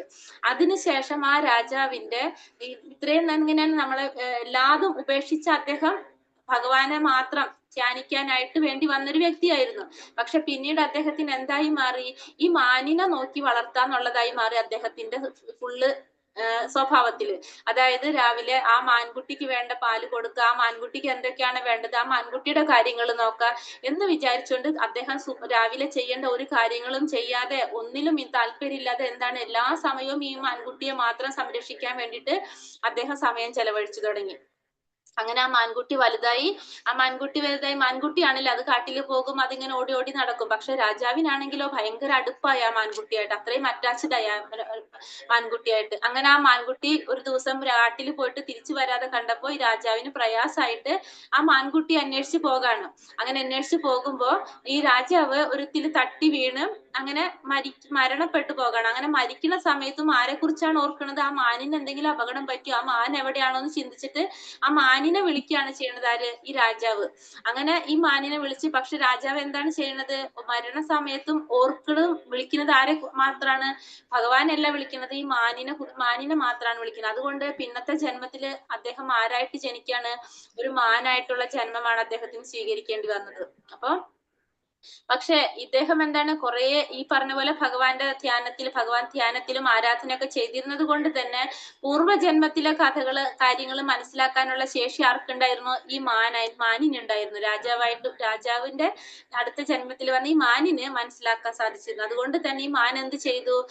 തിരിച്ച് ഈ ആശ്രമത്തിലെത്തി അവിടെയുള്ള മറ്റുള്ള സന്യാസിമാര് ചെയ്യുന്നത് കണ്ട് അതില് പങ്കെടുത്തിട്ട് എന്താണ് ആ മാൻ വീണ്ടും അടുത്ത ജന്മം മാനിന് കിട്ടാണ് വേഗം. ആ മാനിന് അടുത്തൊരു ജന്മം വീണ്ടും ഒരു ബ്രാഹ്മണനായിട്ട് കിട്ടാണ്. അങ്ങനെ ആ ബ്രാഹ്മണനായിട്ട് നിന്നുകൊണ്ട് അദ്ദേഹത്തിന് മനസ്സിലായില്ലേ, കാരണം നമ്മൾ ഈ ഭൗതികതപരമായിട്ട് ചിന്തിച്ച് അതില് എന്താ പറയാ അതിൽ മുഴുകുമ്പോഴാണ് നമുക്ക് ഈ പ്രോബ്ലം വരുന്നത് മനസ്സിലാക്കിയത് കൊണ്ട് തന്നെ ബധിരനും മൂകനുമായിട്ട് എന്താ പറയാ അഭിനയിച്ചുകൊണ്ട് അദ്ദേഹം എന്ത് ചെയ്യാണ്? ഭഗവാന് സേവനങ്ങൾ ചെയ്തുകൊണ്ട്, ഭക്തിയുടെ സേവനങ്ങൾ ചെയ്തുകൊണ്ട് ഭഗവാനെ ധ്യാനിച്ചുകൊണ്ട് എന്താണ് പിന്നെ മോക്ഷം കിട്ടാണ് ചെയ്യേണ്ടത്. ജഡഭരതനായിട്ടാണ് വരുന്നത്. അങ്ങനെ മോക്ഷപ്രാപ്തിക്ക് കിട്ടാണ് ചെയ്യേണ്ടത്. അതാണ് ഈ ഭരത മഹാരാജാവിന്റെ കഥ. അതായത് മരണസമയത്ത് നമ്മൾ എന്തിനെ കുറിച്ചാണോ ചിന്തിക്കുന്നത് നമ്മൾ അതായിട്ട് മാറുന്നുള്ളതാണ് നമുക്ക് അതിൽ നിന്ന് മനസ്സിലാക്കുന്നത്. മരണത്തിന്റെ നിർണായക നിമിഷങ്ങളിൽ നടക്കുന്നത് എന്തെന്ന് ഇവിടെ പറയുന്നു. കൃഷ്ണസ്മരണയോടെ ശരീരം ത്യജിക്കുന്നവർ അതീന്ദ്രിയമായ ഭഗവത് പദം പോകുന്നു. മറ്റേതെങ്കിലും സ്മരണ പുലർത്തിക്കൊണ്ട് മരിക്കുന്നവർ ഈ അവസ്ഥയിലെത്തുകയില്ല. അപ്പൊ നമുക്ക് ഈ രാജാവിന്റെ കഥയിലൂടെ മനസ്സിലായില്ലേ, മരിക്കുന്ന സമയത്ത് നമ്മൾ എന്തിനെ കുറിച്ചാണോ ചിന്തിക്കുന്നത് നമ്മൾ അതായിട്ട് മാറാണ് ചെയ്യുന്നത്. അല്ല ഭഗവാനെ കുറിച്ച് ചിന്തിക്കുകയാണെങ്കിലോ നമ്മൾ സ്വാഭാവികമായിട്ടും ഭഗവാന്റെ പരമപദം പോകാനായിട്ട് നമുക്ക് സാധിക്കും. ഈ ജന്മത്തിൽ സാത്വിക ഭാവത്തോടെ ജീവിക്കുകയും കൃഷ്ണനെ നിരന്തരം സ്മരിക്കുകയും ചെയ്യുന്നവർക്ക് അന്ത്യവേളയിലും ഭഗവത് സ്മരണ ഉദിക്കും. അപ്പൊ സാത്വിക ഭാവത്തോടെ ജീവിക്കുകയും ഭഗവാനെ നിരന്തരം സ്മരിക്കുകയും ചെയ്യുകയാണെങ്കിലോ നമുക്ക് അവസാന വേളയിൽ നമ്മുടെ ലാസ്റ്റ് സമയത്ത് നമുക്ക് എന്ത് ഉണ്ടാവും? ഭഗവാന്റെ സ്മരണ ഉദിക്കും. അതെല്ലാം നമുക്ക് ചിലവർ ചോദിക്കുന്ന കേട്ടിട്ടുണ്ട്. അപ്പൊ നമുക്ക് മരണസമയത്ത് മാത്രം ആലോചിച്ചാൽ പോരെന്ന്. ഇപ്പോഴേ നമ്മൾ ഇതൊന്നും ചെയ്യേണ്ട ആവശ്യമില്ലെന്ന്. പക്ഷെ നമ്മൾ ഇപ്പോഴേ ചെയ്താലേ നമുക്ക് എന്ത് കിട്ടുള്ളൂ? ആ സമയത്ത് അത് ചിന്തിക്കാനുള്ള ബുദ്ധി നമുക്ക് ആര് തന്നെയാണ് തരേണ്ടത്? ഭഗവാൻ തന്നെയാണ് തരേണ്ടത്. നമ്മൾ ഭക്തിയുടെ സേവനം ചെയ്തുകൊണ്ടിരുന്നാൽ മാത്രമേ നമുക്ക് ആ ഒരു സമയത്ത് അതിനുള്ള ബുദ്ധി ഭഗവാൻ തരുള്ളൂ. അല്ലാതെ നമുക്ക് പെട്ടെന്ന് ഒരു ദിവസം പോയിട്ട് ഭഗവാനെ ചിന്തിക്കാൻ പറഞ്ഞു കഴിഞ്ഞാൽ നമുക്ക് ആർക്കും സാധിക്കില്ല. അപ്പൊ കൃഷ്ണന്റെ അതീന്ദ്രിയ ഭാവത്തെ പോകുന്നതിന് അത് സഹായകമായി തീരുകയും ചെയ്യും. ആധ്യാത്മികമായി ഭഗവത് സേവനത്തിൽ മുഴുകി ജീവിതം നയിച്ച ഒരാൾക്ക് അടുത്ത ജന്മത്തിൽ ഭൗതിക ദേഹമല്ല ആധ്യാത്മിക ദേഹമായിരിക്കും ലഭിക്കുക. നിരന്തരമായ ഹരേ കൃഷ്ണ കൃഷ്ണ കൃഷ്ണ ഹരേ ഹരേ ഹരേ രാമ രാമ രാമ ഹരേ ഹരേ എന്ന നാമജപമാണ് മരണവേളയിൽ ഒരാളുടെ മനോഭാവത്തെ വേണ്ടുന്ന വഴിക്ക് തിരിക്കാൻ ഉതകുന്ന ഉത്തമമായ മാർഗം. അപ്പൊ നമുക്ക് ഏതിലൂടെ മാത്രമേ നമുക്ക് തിരിക്കാൻ സാധിക്കുള്ളൂ? നാമജപത്തിലൂടെ മാത്രമേ തിരിക്കാനായിട്ട് സാധിക്കുന്നുള്ളൂ. കാരണം നമ്മൾ പറഞ്ഞു കഴിഞ്ഞു അല്ലെ, നമ്മള് ഈ കലിയുഗത്തിൽ ജീവിക്കുന്നത് കൊണ്ട് തന്നെ നമുക്ക് പറ്റാവുന്ന രീതിയിൽ ചെയ്യാവുന്ന കാര്യം നമുക്ക് ചെയ്യാൻ സാധിക്കുള്ളൂ. അപ്പൊ അല്ലാതെ നമുക്ക് കുറെ ധ്യാനിക്കാൻ പറഞ്ഞാൽ നമുക്ക് ചെയ്യാൻ സാധിക്കില്ല, നമുക്ക് കോൺസെൻട്രേഷൻ കിട്ടില്ല. അതേപോലെ നമുക്ക് ബാക്കി വിഗ്രഹാരാധന ചെയ്യാനായിട്ട് നമുക്ക് അതിനുള്ള പ്യൂരിറ്റി ഒന്നും നമുക്കില്ല. അപ്പൊ നമ്മളെ കൊണ്ട് ചെയ്യാൻ സാധിക്കാവുന്ന കാര്യം എന്ത് മാത്രമാണ്? ഹരേ കൃഷ്ണ മഹാമന്ത്രം ജപിക്കാന്ന് മാത്രമാണ്. അതും നമുക്ക് ആദ്യം എങ്ങനെ ജപിക്കാൻ സാധിക്കില്ല? ഭയങ്കര പ്യുവർ ആയിട്ടോ കൃത്യമായിട്ടോ ഒന്നും ജപിക്കാൻ നമുക്ക് സാധിക്കണം എന്നില്ല. അത് പിന്നീട് പരിശീലനം ചെയ്ത് മാത്രമേ നമുക്ക് അതും സാധിക്കുന്നുള്ളൂ. പക്ഷെ എന്നാലും പറയണ എന്താണ്? നാമം ജപിക്കാനാ പറയണത്. നാമം ജപിച്ച് നമുക്ക് എന്ത് ചെയ്യാൻ സാധിക്കും? ആ ആധ്യാത്മികതയിലേക്ക് ഉയരാനായിട്ട് നമുക്ക് സാധിക്കും. അതല്ലാതെ നമുക്ക് വേറൊരു വഴിയും നമുക്കില്ല. അങ്ങനെ ചെയ്യുകയാണെങ്കിൽ മരണസമയത്ത് നമുക്ക് എന്താണ്? ഭഗവാനെ സ്മരിക്കാനായിട്ട് നമുക്ക് സാധിക്കും. അങ്ങനെ ഭഗവാന്റെ അതീന്ദ്രിയ ഭാവത്തെ പോകാൻ നമുക്ക് സാധിക്കും. അങ്ങനെയാണ് പിന്നെ ഭരത മഹാരാജാവിന്റെ കഥ നമ്മളിപ്പോ പറഞ്ഞത്. തസ്മാത് സർവേഷു ആലേഷു മാമനുസ്മരയുത്യ ച മയ്യർപ്പിത മനോഭൂതിർ മാമേ വൈഷ്യസ്യ സംശയം. അതിനാൽ അർജുന, നീ എന്നെ എങ്ങനെ ആരാധിക്കണം എന്ന് അർജുനനോട് ഭഗവാൻ പറഞ്ഞു കൊടുക്കണം. അതിനാൽ അർജുന, കൃഷ്ണരൂപത്തിൽ നീ എന്നെ എപ്പോഴും ഓർമ്മിക്കുക. അതോടൊപ്പം തന്റെ നിയത കർമ്മമായ യുദ്ധം നിർവഹിക്കുകയും ചെയ്യുക. സോ കർമ്മങ്ങളെല്ലാം എനിക്ക് അർപ്പിച്ചും മനോബുദ്ധികൾ എന്നിൽ അർപ്പിച്ചും ഇരുന്നാൽ നീ എന്നെ പ്രാപിക്കും, സംശയമില്ല. അപ്പൊ അതുകൊണ്ട് ഭഗവാൻ അർജുനനോട് പറയണ്, അതിനാൽ അർജുന, നീ എന്നെ എങ്ങനെ ആരാധിക്കണം? ഭഗവാന്റെ ശ്രീകൃഷ്ണ രൂപത്തിലാണ് നീ എന്നെ ആരാധിക്കാൻ പറയണത് അല്ലെ. ഭഗവാന്റെ ഏത് രൂപത്തിലാണ് അപ്പൊ ഭഗവാൻ ആരാധിക്കേണ്ടത്? ഭഗവാന്റെ ശ്രീകൃഷ്ണ രൂപത്തിൽ, എല്ലാവരെയും ആകർഷിക്കുന്ന ശ്രീകൃഷ്ണ രൂപത്തിൽ. കൃഷ്ണ എന്ന് പറഞ്ഞ സർവ്വ ആകർഷകനാണ്. എല്ലാവരെയും ആകർഷിക്കുന്ന ആ ശ്രീകൃഷ്ണ രൂപത്തിലായിരിക്കണം ആരാധിക്കേണ്ടത്? ഭഗവാൻ ആരാധിക്കേണ്ടത്. അതുപോലെ തന്നെ എപ്പോഴും ഭഗവാനെ നമുക്ക് ഓർക്കാൻ സാധിക്കണം. അതോടൊപ്പം തന്റെ നിയത കർമ്മമായ യുദ്ധം നിർവഹിക്കുകയും ചെയ്യണം. പിന്നെ നീ ചെയ്യേണ്ട നിന്റെ ഡ്യൂട്ടി അതെന്താണ്? നിന്റെ കർമ്മയുദ്ധം ചെയ്യുക എന്നുള്ളതാണ്. അത് നീ നിർവഹിക്കുകയും ചെയ്യുക. സോ കർമ്മങ്ങളെല്ലാം എനിക്ക് അർപ്പിച്ചുകൊണ്ട് മനോബുദ്ധികൾ എന്നിൽ അർപ്പിച്ചുകൊണ്ട് ഇരുന്നാൽ നീ എന്നെ പ്രാപിക്കും, സംശയമില്ല. അപ്പൊ എന്ത് ചെയ്യണം? നീ നിനക്ക് ചെയ്യേണ്ടതായിട്ടുള്ള എല്ലാ കർമ്മങ്ങളും നീ എനിക്കായി അർപ്പിച്ചുകൊണ്ട് ചെയ്യുക. നിന്റെ ബുദ്ധി എപ്പോഴും എന്നിൽ ഉറപ്പിക്കാൻ ശ്രമിക്കുക. അങ്ങനെ ചെയ്തു കഴിഞ്ഞാൽ നീ എന്നെ പ്രാപിക്കും എന്നുള്ളൊരു കാര്യത്തിൽ യാതൊരു സംശയവും ഇല്ല എന്നുള്ളത് ഇവിടെ ഭഗവാൻ അർജുനനോട് ക്ലിയർ ആയിട്ട് പറയാണ്. അതിന് ഏറ്റവും ഇതായിട്ട് പറയണെന്നാണ്. അപ്പൊ നമ്മൾ ഒട്ടും സംശയമില്ലാതെ എപ്പോഴും ഭഗവാനെ തന്നെ ഒരു സംശയവും ഇല്ലാതെ വിശ്വാസത്തോടെ ഭഗവാന്റെ ശ്രീകൃഷ്ണ രൂപത്തെ ആരാധിക്കാൻ ശ്രമിക്കുക. ഭഗവാൻ എപ്പോഴും ഓർക്കാൻ ശ്രമിക്കുക. ചെയ്യുന്ന കർമ്മങ്ങളെല്ലാം എന്ത് ചെയ്യണം? ഭഗവാനെ സ്മരിച്ചുകൊണ്ട് ചെയ്തു കഴിഞ്ഞാൽ നമുക്ക് ഭൗതികമായിട്ടുള്ള മാലിന്യങ്ങൾ നമ്മളെ ബാധിക്കാതെ നമുക്ക് എന്ത് ചെയ്യാൻ സാധിക്കും? ഭഗവാനെ പ്രാപിക്കാനായിട്ട് നമുക്ക് സാധിക്കും. അർജുനനോടുള്ള ഈ ഉപദേശം ഭൗതിക കർമ്മത്തിൽ ഏർപ്പെട്ടിരിക്കുന്ന എല്ലാവരെയും സംബന്ധിച്ച് പ്രസക്തമാണ്. അപ്പൊ ഇത് അർജുനന് മാത്രം നൽകുന്ന ഒരു ഉപദേശമല്ല, നമ്മൾക്ക് ഓരോരുത്തർക്കും ഭഗവാൻ നൽകുന്ന ഒരു ഉപദേശമാണ്. ഭഗവാനെ എങ്ങനെയാണ് ആരാധിക്കേണ്ടത്? ഭഗവാന്റെ ശ്രീകൃഷ്ണ രൂപത്തിൽ ആരാധിക്കണം. ചെയ്യുന്ന കർമ്മങ്ങളെല്ലാം ഭഗവാൻ അർപ്പിച്ചുകൊണ്ട് ചെയ്യണം. അങ്ങനെ ചെയ്യുന്നവർക്ക് ഭഗവാനെ പരമപദം പ്രാപിക്കാൻ സാധിക്കും എന്നുള്ളത് അർജുനനോട് മാത്രമായിട്ട് പറയുന്നതല്ല, നമുക്ക് ഓരോരുത്തർക്കും വേണ്ടിയുള്ളതാ. തങ്ങളുടെ നിർദ്ദിഷ്ട കർമ്മം നിറവേറ്റുന്നതിൽ നിന്ന് പിന്തിരിയാൻ ആരെയും ഭഗവാൻ പ്രേരിപ്പിക്കുന്നില്ല. അപ്പൊ ഭഗവാൻ ഒരാളോടും എന്ത് പറയുന്നില്ല, ചെയ്യേണ്ടതായിട്ടുള്ള കർമ്മങ്ങൾ ഉപേക്ഷിച്ചിട്ട് എന്ത് ചെയ്യണമെന്ന് പറയണില്ല, ഭഗവാൻ ആരാധിക്കാൻ പറയുന്നില്ല. അപ്പൊ നമ്മളുടെ ക്ലാസ്സുകളിൽ കുറെ പേര് നമ്മൾ പറഞ്ഞു കേട്ടിട്ടുണ്ട്, ഈ ഭഗവത്ഗീത ക്ലാസ് ഒക്കെ അറ്റൻഡ് ചെയ്യുമ്പോൾ വീട്ടിലുള്ളവർക്കും ഭയങ്കര പ്രശ്നങ്ങളാണ്. കാരണം അവര് പറയുന്നത് എന്താണ്, നമ്മൾ സന്യസിക്കാൻ പോകണമെന്നുള്ള രീതിയിൽ. കാരണം ഇതിലൊക്കെ ഇപ്പൊ ഇങ്ങനെ ഭഗവാന്റെ കാര്യങ്ങളൊന്നും ഇപ്പൊ ചെയ്യേണ്ടതല്ല, ഇതൊക്കെ നമുക്ക് വേണ്ട കാര്യങ്ങളല്ല, ഇതൊന്നും ഇത്ര അത്യാവശ്യമുള്ള കാര്യങ്ങളല്ല എന്ന് പറഞ്ഞിട്ട് വീട്ടിൽ പറഞ്ഞു. അത് അവരുടെ പേടി, ഇതൊക്കെ ഈ ക്ലാസ്സുകളൊക്കെ കേട്ട് കേട്ട് വീട്ടിലത്തെ കാര്യങ്ങളൊക്കെ വേണ്ടാന്ന് വെച്ചിട്ട് നമ്മൾ വേറെ ഈ ഭക്തിയുടെ രീതിയിൽ തിരിഞ്ഞു പോകുമെന്നൊക്കെ പേടി. പക്ഷെ ഇവിടെ എന്താ പറഞ്ഞിരിക്കുന്നത്, ഭഗവാൻ ക്ലിയർ ആയിട്ട് പറഞ്ഞിട്ടുണ്ട് അങ്ങനെയല്ല ചെയ്യേണ്ടെന്ന്. തങ്ങളുടെ നിർദ്ദിഷ്ട കർമ്മം നിറവേറ്റുന്നതിൽ നിന്ന് പിന്തിരിയാൻ ആരെയും ഭഗവാൻ പ്രേരിപ്പിക്കുന്നില്ല. അപ്പൊ ഒരാളോടും ഭഗവാൻ പറയുന്നില്ല ചെയ്യേണ്ടതായ കർമ്മങ്ങൾ നിറവേറ്റാതെ ഭഗവാൻ ആരാധിക്കാനായിട്ട്. എല്ലാവരും നമുക്ക് ഓരോരുത്തർക്കും, നമ്മൾ മനുഷ്യനായിട്ട് ജന്മം എടുത്തു കഴിഞ്ഞ് നമുക്ക് അനുസരിക്കേണ്ടതും പാലിക്കേണ്ടതും ചെയ്യേണ്ടതുമായിട്ടുള്ള കുറെ കർമ്മങ്ങളുണ്ട്, കുറെ ഡ്യൂട്ടീസ് നമുക്കുണ്ട്. അത് ചെയ്തിട്ട് തന്നെ വേണം എന്ത് ചെയ്യാൻ, നമ്മൾ ഭഗവാൻ ആരാധിക്കാനായിട്ട്. അതല്ലെങ്കിൽ അതെന്താണ്, അത് ഈ ആരാധന ഭഗവാൻ ഒരിക്കലും സപ്പോർട്ട് ചെയ്യുന്നില്ല, അതിനെ ഭഗവാൻ പ്രേരിപ്പിക്കുന്നില്ല എന്ന് ഇവിടെ ക്ലിയർ ആയിട്ട് ഭഗവാൻ ഈ ശ്ലോകത്തിൽ പറഞ്ഞു തരുന്നുണ്ട്. ഒരാൾക്ക് ഈ പ്രവർത്തികൾ തുടരുന്നതോടൊപ്പം ഹരേ കൃഷ്ണ മന്ത്രം ഉച്ചരിച്ചുകൊണ്ട് ഭഗവാന്റെ സ്മരണ പുലർത്തുകയാവാം. അപ്പൊ നമ്മൾ ഈ ചെയ്യുന്ന, നമുക്ക് ചെയ്യേണ്ട പ്രവർത്തികൾ ചെയ്യുന്നതോടൊപ്പം തന്നെ നമ്മൾ എന്തും കൂടി ചെയ്യാം, ഭഗവാന്റെ നാമം ജപിക്കുകയും ചെയ്യാം. നമുക്ക് ഇത് ജീവനെ ഭൗതിക കൽമഷങ്ങൾ ബാധിക്കാതിരിക്കാനും മനോബുദ്ധികളെ ഭഗവാനിൽ ഏകാഗ്രീകരിക്കാനും ഉതകും. കൃഷ്ണനാമോച്ചരണം ഭക്തനെ പരമോത്കൃതമായ കൃഷ്ണലോകത്തിലെത്തിക്കുന്നു എന്നതിന് സംശയമില്ല. അപ്പൊ ഇങ്ങനെ നമ്മൾ ചെയ്യേണ്ടതായിട്ടുള്ള കർമ്മങ്ങൾ അനുഷ്ഠിക്കുകയും ഹരേ കൃഷ്ണ മഹാമന്ത്രം ജപിച്ചുകൊണ്ടിരിക്കുകയും ചെയ്യുകയാണെങ്കിൽ എന്താണ്, ഭൗതികമായിട്ടുള്ള കൽമഷങ്ങളൊന്നും നമ്മളെ ബാധിക്കുന്നില്ല. മാത്രമല്ല നമ്മളുടെ ബുദ്ധി എങ്ങനെ ചെയ്യാൻ സാധിക്കും, ഭഗവാനിൽ ഏകാഗ്രീകരിക്കാനും സാധിക്കും. ഭഗവാന്റെ നാമോച്ചരണം കൊണ്ട് നമുക്ക് എന്ത് ചെയ്യാൻ സാധിക്കും, പരമോത്കൃഷ്ടമായിട്ടുള്ള ഭഗവാന്റെ ലോകത്തേക്ക് എത്താനും സാധിക്കും എന്നതിന് യാതൊരു സംശയവുമില്ല. ഇനി അഭ്യാസയോഗയുക്തേന ചേതസാന്യഗാമിന പരമം പുരുഷം ദിവ്യം യാതി പാർത്ഥാനു ചിന്തയൻ. എന്നെ പരമദിവ്യോത്തമ പുരുഷനായി ആരാണോ ധ്യാനിക്കുന്നത്, ആരാണോ മാർഗത്തിൽ നിന്ന് വ്യതിചലിക്കാതെ തുടർച്ചയായി എന്നെ മനസ്സിൽ സ്മരിക്കുന്നത്, അല്ലയോ പാർത്ഥ, അയാൾ നിശ്ചയമായും എന്നെ പ്രാപിക്കും.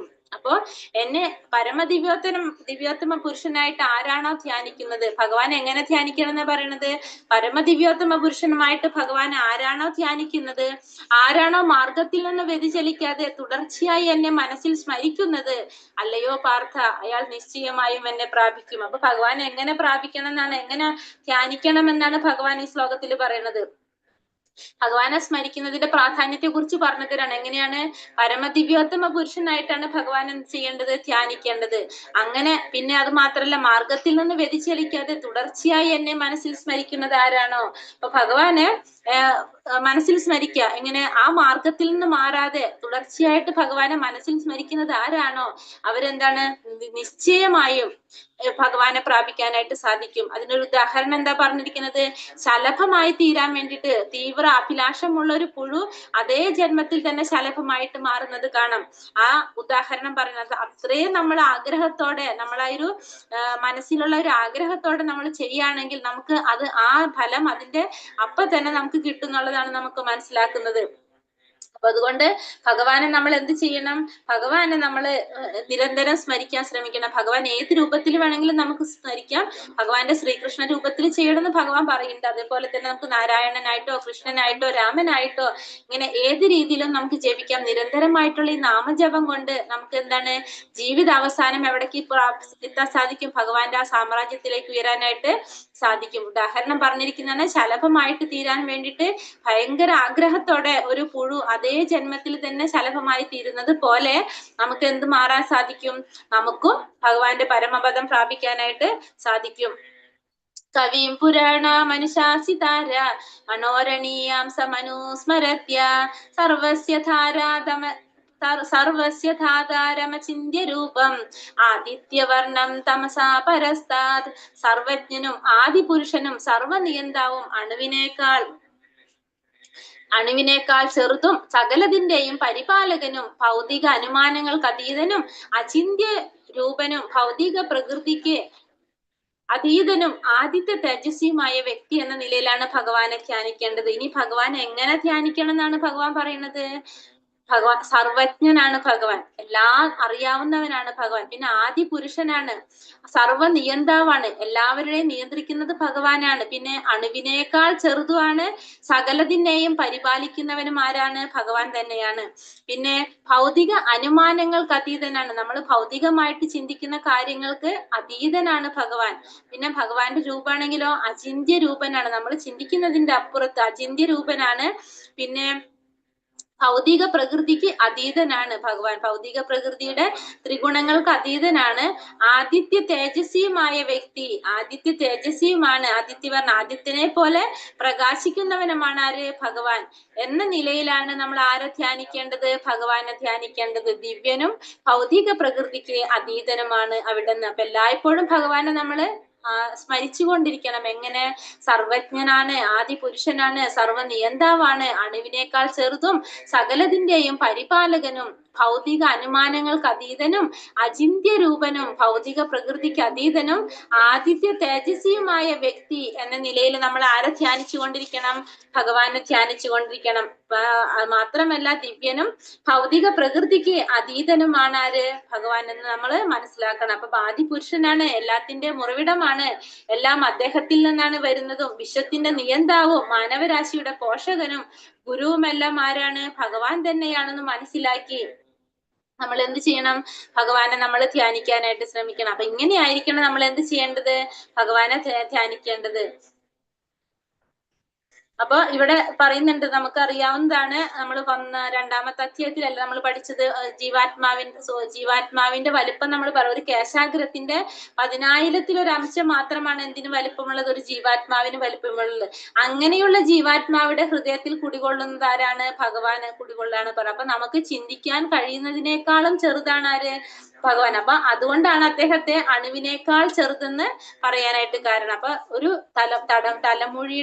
തലമുടിയുടെ നാരിന്റെ 10,000-ൽ-1 അംശം എന്ന് പറയുമ്പോൾ ആ തലമുടിയുടെ തുമ്പ്, നമുക്കറിയാം തലമുടിക്ക് എത്രയുണ്ടെന്നില്ല, അതിന്റെ അത് എങ്ങനെയാണെന്നുള്ളത്.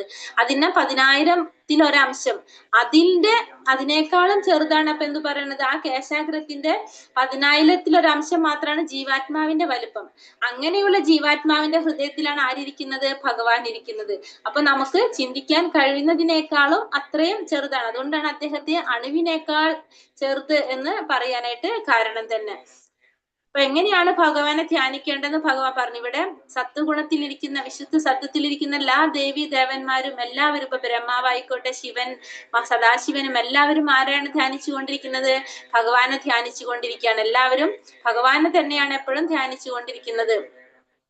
പ്രയാണകാലേ മനസാചലേന ഭക്ത്യാ യുക്ത യോഗബലേന ചൈവ ധ്രുവോർമധ്യേ പ്രാണമാവേശ്യ സമ്യക് സതം പരം പുരുഷമുപൈതി ദിവ്യം. മരണസമയത്ത് യോഗനിഷ്ഠ പൂണ്ട സ്ഥിരമനസ്കനായി പരിപൂർണ ഭക്തിയോടെ ഭ്രൂമധ്യത്തിൽ പ്രാണവായുവിനെ ഉറപ്പിച്ചുകൊണ്ട് ഭഗവത് സ്മരണ ചെയ്യുന്നവൻ തീർച്ചയായും പരമപുരുഷനെ പ്രാപിക്കും. അപ്പോ ഇനി എങ്ങനെയുള്ളവരാണ് പരമപുരുഷനെ പ്രാപിക്കുക? യോഗനിഷ്ഠ ചെയ്യുന്നവർ. മരണവേളയിൽ മനസ്സിനെ ഭക്തിപൂർവ്വം ഭഗവാനിൽ ഉറപ്പിക്കേണ്ടത് എങ്ങനെയാണെന്നാണ് പറയുന്നത്. അപ്പോ മരണസമയത്ത് യോഗനിഷ്ഠ പൂണ്ട് സ്ഥിരമനസ്കനായി പരിപൂർണ ഭക്തിയോടെ ഭ്രൂമധ്യത്തിൽ പ്രാണവായു ഉറപ്പിച്ചുകൊണ്ട്. അപ്പൊ ഇവിടെ എന്താ ചെയ്യണത്? മരണസമയം. അപ്പൊ സ്വയമായിട്ട് തെരഞ്ഞെടുക്കണം ഒരു മരണസമയം. അങ്ങനെ തെരഞ്ഞെടുക്കുന്ന സമയത്ത് എന്താ ചെയ്യണത്? യോഗനിഷ്ഠ പൂണ്ട് സ്ഥിരമനസ്കനായിട്ട് പൂർണ്ണ ഭക്തിയോടെ പ്രാണവായുവിന് എന്താ ചെയ്യണത്? ഭ്രൂമധ്യത്തില്, 2 പുരികത്തിന്റെ ആ സെന്ററില്, ആ ഭ്രൂമധ്യത്തില് പ്രാണവായുവിനെ ഉറപ്പിച്ചുകൊണ്ട് സ്വന്തമായിട്ട് നമുക്ക് ഇഷ്ടമുള്ള ഭഗവാന്റെ രൂപത്തെ നമ്മൾ സ്മരിക്കുകയാണ്. അങ്ങനെ നമ്മൾ ശരീരം വെടിയാണ്. അങ്ങനെ സ്മരിച്ചുകൊണ്ട് ശരീരം വെടിയുമ്പോ എന്താ സംഭവിക്കുന്നത്? നമ്മൾ ഭഗവാന്റെ ഏത് രൂപത്തെയാണോ നമ്മൾ ധ്യാനിക്കുന്നത് ആ രൂപത്തില് അവിടേക്കാണ് ആർക്ക് പോകാൻ സാധിക്കുന്നത്? ആ യോഗികൾക്ക് പോകാൻ സാധിക്കുന്നത്. ഇത് ആർക്കാണ് സാധിക്കുക? യോഗികൾക്കാണ് സാധിക്കുന്നത്. യോഗനിഷ്ഠ ചെയ്ത് ആ യോഗം പരിശീലിച്ചവർക്കാണ് ഇത് ചെയ്യാൻ സാധിക്കുന്നത്. അല്ലാത്തവർക്കല്ല യോഗത്തിലൂടെ അവർക്ക് എന്ത് ചെയ്യാൻ സാധിക്കാണ്? ഈ പ്രാണവായുവിനെ കൺട്രോൾ ചെയ്യാൻ സാധിക്കാണ്. അപ്പൊ അവർ ആഗ്രഹിക്കുന്ന സമയത്ത് അവർക്ക് മരണം വരിക്കാൻ പറ്റാണ്. അവരെന്താ ചെയ്യണത്? അവർക്ക് ഇഷ്ടമുള്ള ഭഗവാന്റെ രൂപത്തെ മനസ്സിൽ ധ്യാനിക്കുകയാണ് ചെയ്യുന്നത്. അപ്പൊ ആയ ഭഗവാനിലേക്കായിരിക്കും അവരിലായിരിക്കും ആര് ലയിക്കാൻ പോകുന്നത്? ഈ യോഗികള് ലയിക്കാനായിട്ട് പോകുന്നത്. അപ്പൊ അങ്ങനെ ഭഗവാന്റെ സ്മരണ ചെയ്തുകൊണ്ട് ഭഗവാനെ സ്മരിച്ച് പരമപദം പ്രാപിക്കാനായിട്ട് സാധിക്കും. യോഗികൾക്കാണ്. ഇതിൽ ആരെ പറയണ? അജാമിളനെ പറയാണ്. അജാമിളനെ നമുക്കറിയാം. അജാമിളൻ ഒരു ബ്രാഹ്മണനായിരുന്നു. എന്താ പറയാ, കൊള്ളരുതായ്മകളും ഇതൊക്കെ ചെയ്തിരുന്ന ഒരു വ്യക്തിയായിരുന്നു, ബ്രാഹ്മണനാണെങ്കിൽ കൂടി. അങ്ങനെ മരണസമയത്ത് എന്താ സംഭവിക്കുന്ന വെച്ചാൽ, അദ്ദേഹത്തിന്റെ മക്കൾ 10ാമത്തെ കുട്ടിക്ക് നാരായണൻ എന്ന് പേരിട്ടു. മരണസമയത്ത് യമദൂതന്മാര് വരുമ്പോ, യമകിങ്കരന്മാര് വരുമ്പോ പേടിച്ചിട്ട് 10ാമത്തെ പുത്രനെ നാരായണനെ വിളിക്കുകയാണ്. പക്ഷെ നാരായണൻ എന്ന് വിളിക്കുമ്പോ വിഷ്ണുദൂതന്മാര് വന്നിട്ട് അദ്ദേഹത്തെ രക്ഷിക്കുകയാണ് ചെയ്യേണ്ടത്. പക്ഷെ ഇവര് തമ്മിലുള്ള സംസാരത്തില് ഈ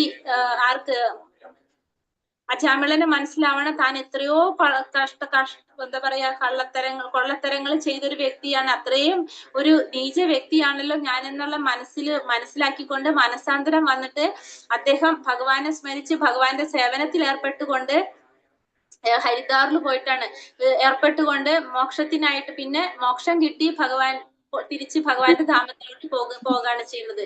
അപ്പൊ നമ്മൾ പറഞ്ഞ എന്താണ്, നമ്മള് ഭഗവാന്റെ സ്മരണം ചെയ്തു കഴിഞ്ഞാൽ ഭക്തിയുടെ സേവനത്തിലൂടെ നമ്മള് ഭഗവാനെ സ്മരിച്ച് ഭക്തിയുടെ സേവനത്തിലൂടെ നമുക്ക് എന്ത് ചെയ്യാൻ സാധിക്കും? ഭഗവാനെ പ്രാപിക്കാനായിട്ട് സാധിക്കും.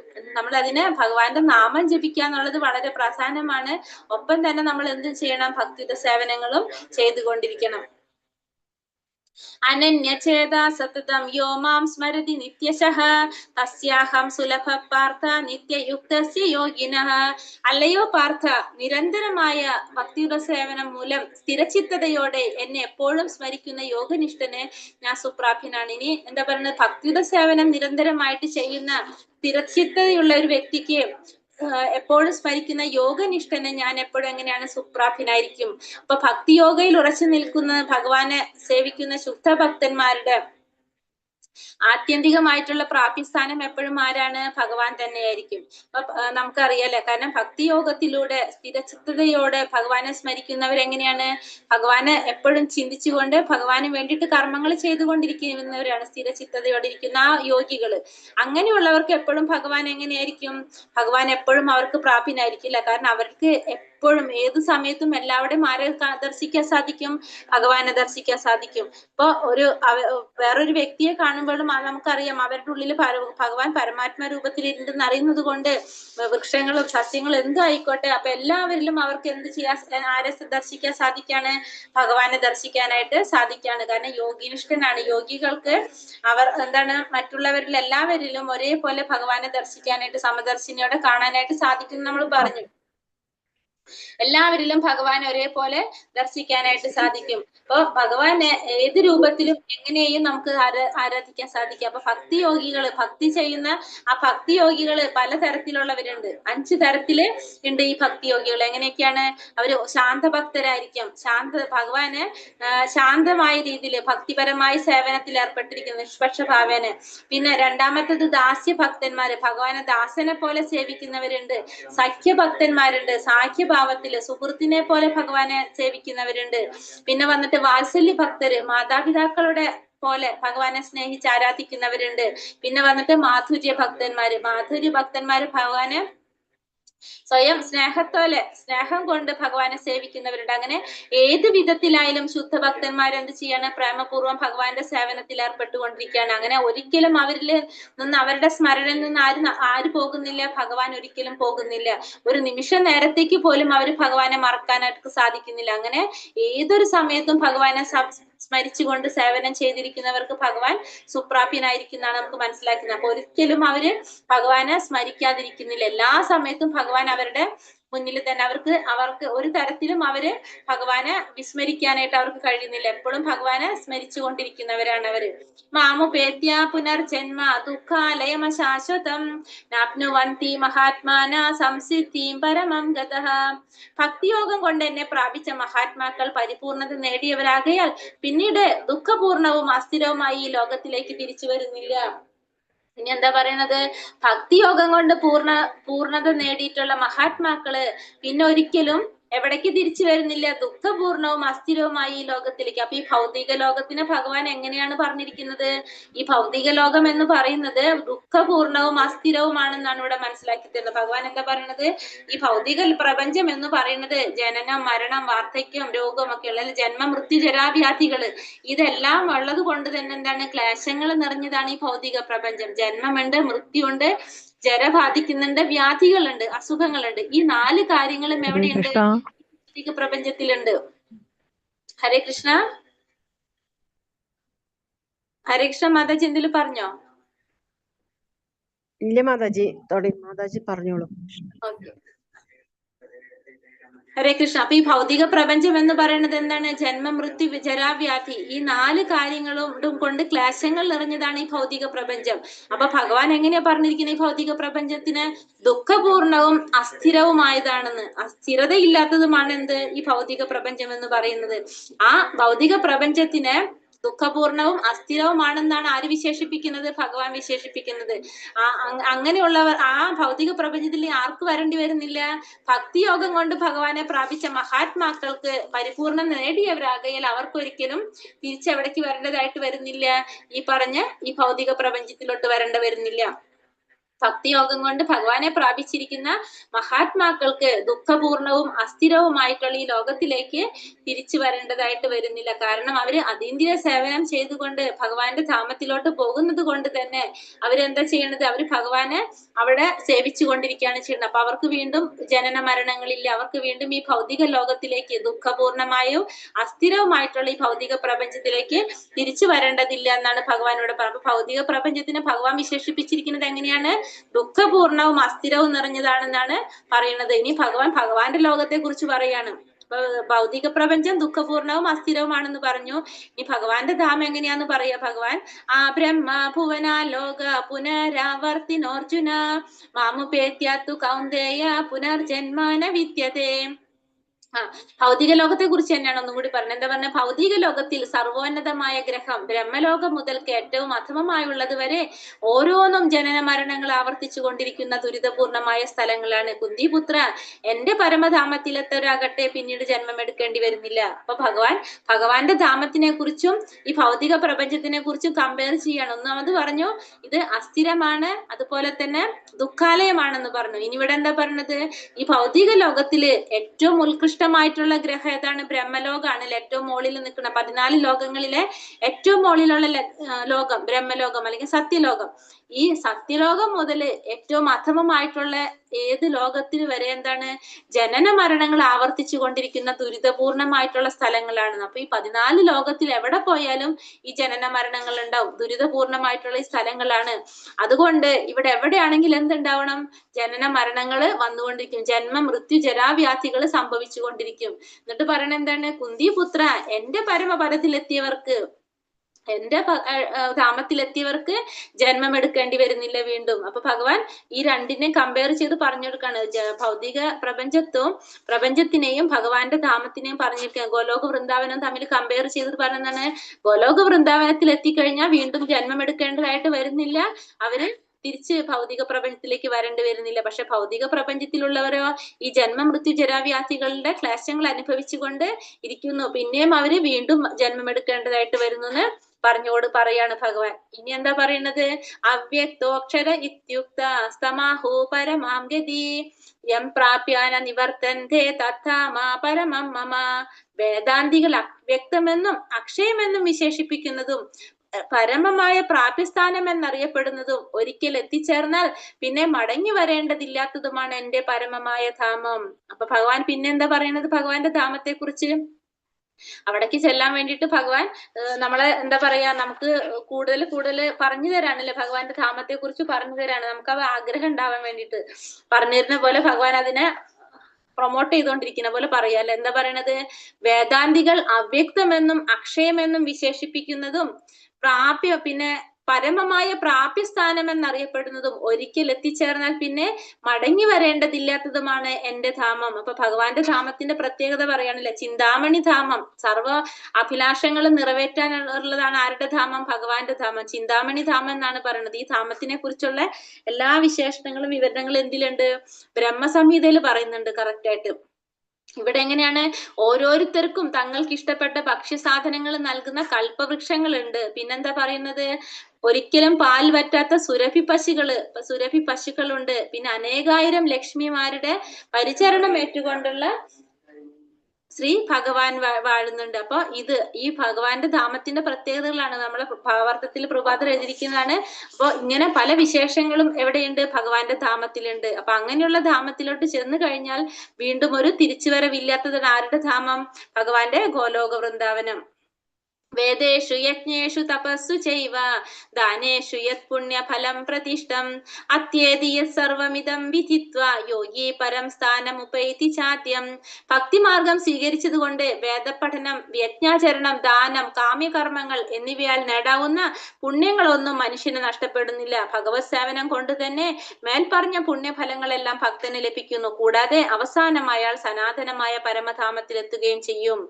അപ്പോ ഭക്തിമാർഗം സ്വീകരിച്ചത് കൊണ്ട് തന്നെ ഈ ഭക്തിമാർഗം സ്വീകരിച്ച് നമ്മൾ ഭക്തിയുടെ സേവനം ചെയ്യുമ്പോൾ നമ്മൾ ചിലപ്പോൾ വേദപഠനം നടത്തിയില്ലെങ്കിലും, യജ്ഞാചരണം ചെയ്തില്ലെങ്കിലും, ദാനം കൊടുത്തില്ലെങ്കിലും, കാമ്യകർമ്മങ്ങളൊക്കെ ചെയ്തില്ലെങ്കിലും അതുകൊണ്ടൊക്കെ കിട്ടാവുന്ന പുണ്യങ്ങളൊക്കെ ഈ ഭക്തിയുടെ സേവനം ചെയ്യുന്നത് കൊണ്ട് തന്നെ കിട്ടും. അതായത് ഈ 4 കാര്യങ്ങൾ ചെയ്താലും കിട്ടുന്ന ഫലം ഇത് ചെയ്യാതെ ഭക്തിയുടെ സേവനം മാത്രം ചെയ്യുന്നത് കൊണ്ട് നമുക്ക് കിട്ടുമെന്നാണ് ഭഗവാൻ ഇതിലൂടെ നമുക്ക് പറഞ്ഞു തരുന്നത്.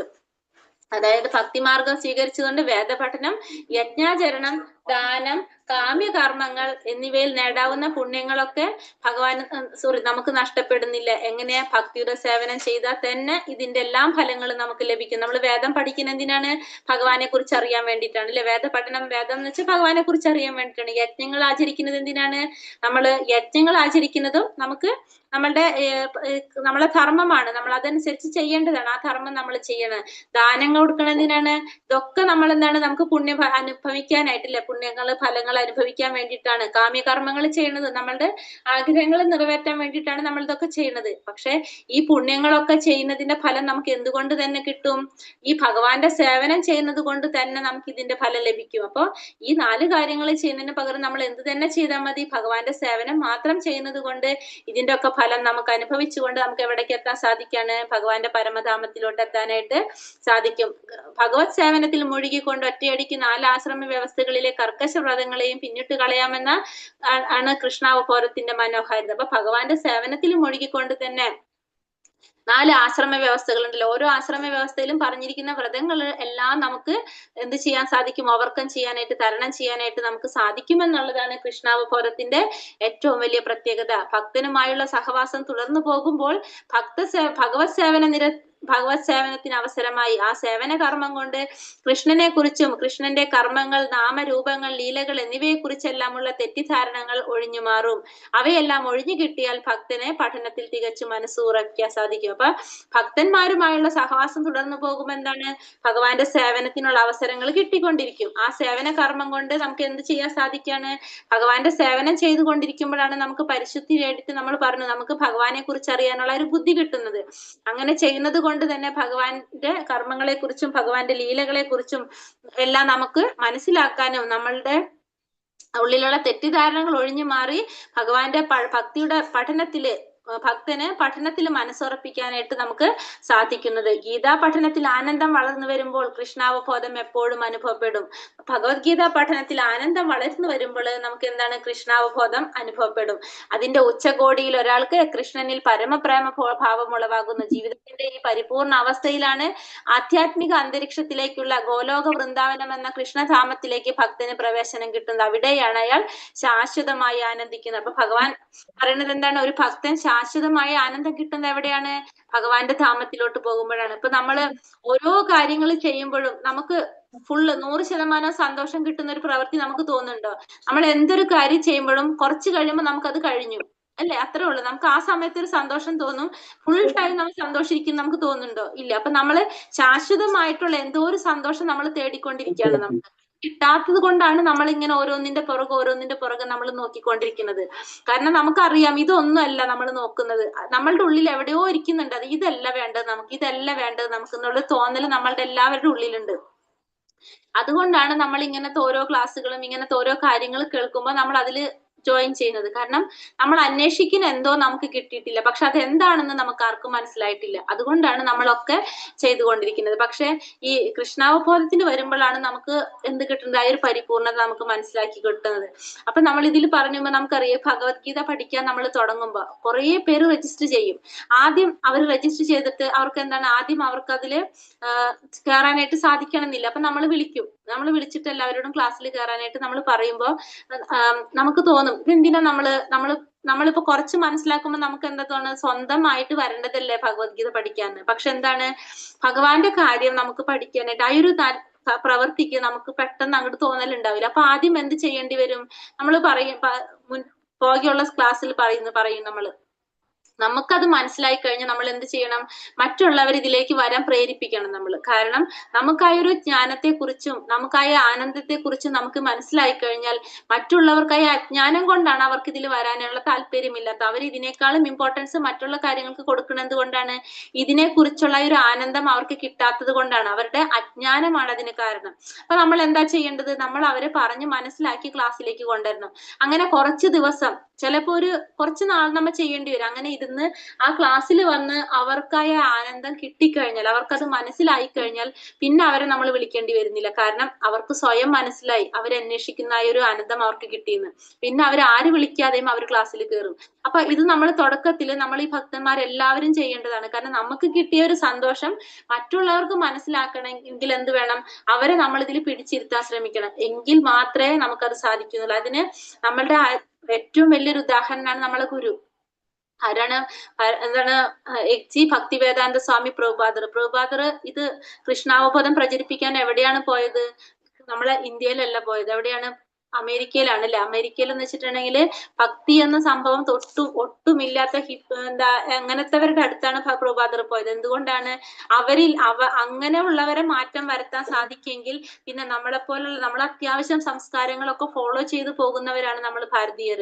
അപ്പൊ നമ്മളിൽ എത്ര വേഗം നമുക്ക് ആ മാറ്റം കൊണ്ടുവരാൻ സാധിക്കും. പക്ഷെ കുറച്ച് ക്ഷമയോടെ നമ്മൾ പ്രവർത്തിക്കേണ്ടത് അത്യാവശ്യമാണ്. അത് നമുക്ക് നമ്മളുടെ ഒരു പരംഗുരുവായിട്ടുള്ള ഭഗവാനായിക്കോട്ടെ, നമ്മളെ ആരാണ്, ശ്രീല പ്രഭുപാദർ നമുക്ക് കാണിച്ചു തന്ന അതാണ്. അപ്പൊ നമ്മൾ എപ്പോഴും നമ്മൾ ആരെയാണ് ഫോളോ ചെയ്യുന്നത്, ശ്രീല പ്രഭുപാദരെയാണ് നമ്മൾ ഫോളോ ചെയ്യുമെങ്കിൽ നമ്മൾ എന്താ ചെയ്യേണ്ടത്, നമ്മൾ എല്ലാവരെയും ഭക്തിയിലേക്ക് കൊണ്ടുവരാനായിട്ട് നമ്മൾ ശ്രമിക്കണം. ഭഗവത്ഗീത മനസ്സിലാക്കാനായിട്ട് എല്ലാവരും മനസ്സിലാക്കി. കാരണം നമ്മളെ സനാതന ധർമ്മത്തെ കുറിച്ചും എന്താണ് ഭഗവത്ഗീത, ഭഗവാൻ പറഞ്ഞ ആ വാക്കുകളിലൂടെയാണ് നമുക്ക് ആരറിയാൻ സാധിക്കുന്നത്, ഭഗവാൻ അറിയാനായിട്ട് സാധിക്കുന്നത്. നമ്മളെ തന്നെ നമുക്ക് മനസ്സിലാക്കാൻ സാധിക്കുന്നത് ഭഗവത്ഗീതയിലൂടെയാണ്.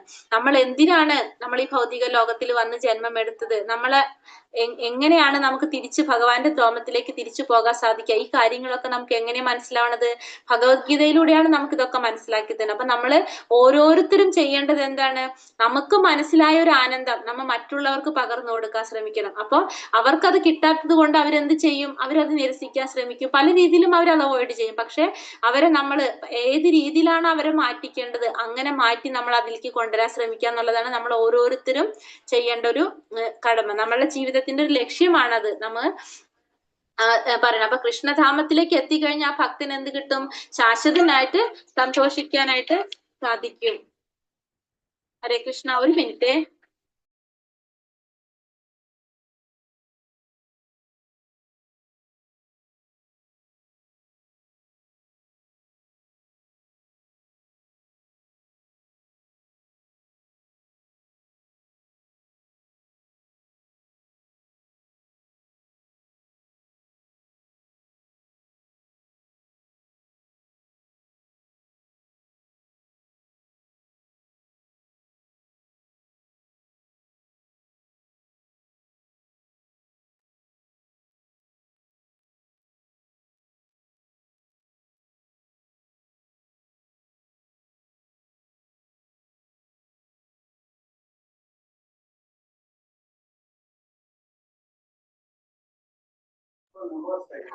ഹരേ കൃഷ്ണ.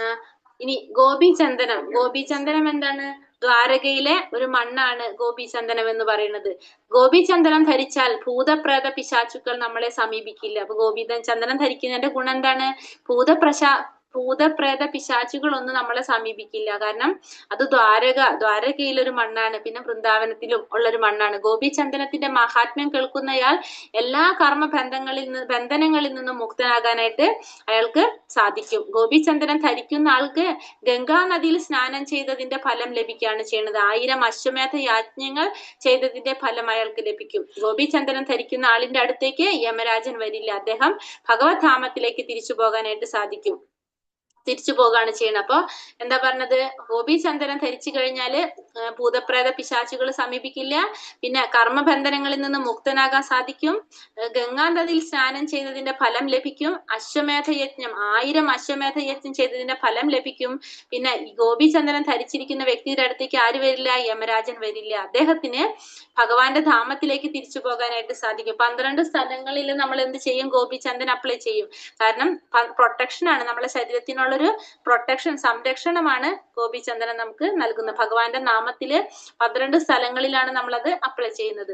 ഹരേ കൃഷ്ണ കൃഷ്ണ കൃഷ്ണ ഹരേ ഹരേ, ഹരേ രാമ രാമ രാമ ഹരേ ഹരേ. വാഞ്ചാകൽപതരൂപേശ്ച കൃപാ സിന്ധോഭ്യവ ച പതിതാനാം പാവനേഭ്യോ വൈഷ്ണവേഭ്യോ നമോ നമഃ. അനന്തകോടി വൈഷ്ണവൃന്ദിക്ക് ജയ്. ശ്രീല പ്രഭുപാദി की जय, ശ്രീല ഗുരുദേവ് की जय, നിതായ് ഗൗരബ്രഹ്മാനന്ദേ. ഹരി ഹരി ബോൽ. ഹരേ കൃഷ്ണ. എല്ലാവർക്കും നന്ദി. ഇന്നത്തെ ക്വസ്റ്റ്യൻസ് കണ്ടിരുന്നോ? ഒന്ന് ചോദിക്കട്ടെ. അർച്ചന ചോദിക്കുന്ന ചോദ്യങ്ങൾ എന്തൊക്കെയായിരുന്നു? എന്താണ് ബ്രഹ്മം?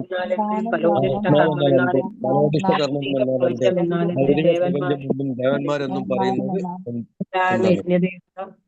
എങ്ങനെ കുടികൊള്ളുന്ന മരണവേളയിൽ എങ്ങനെ ഭഗവാനെ സ്മരിക്കും? ഞാൻ ചോദ്യത്തിന് ഭഗവാൻ നൽകുന്ന മറുപടി എന്തൊക്കെയായിരുന്നു?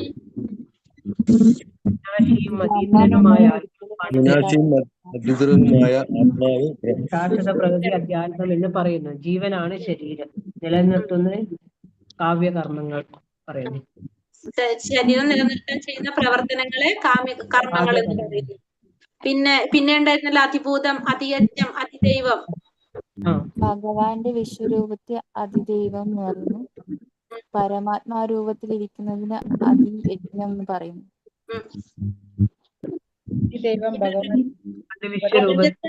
ഭൗതിക പ്രപഞ്ചത്തിൽ അതിഭൂതം എന്ന് പറയുന്നു അല്ലെ. ഇനി പിന്നെ ഒരെണ്ണം കൂടി, മരണസമയത്ത് വേറൊരു ചോദ്യം കൂടി ഉണ്ടായിരുന്നില്ല. മരണസമയത്ത് അതുപോലെ പ്രാപിക്കും.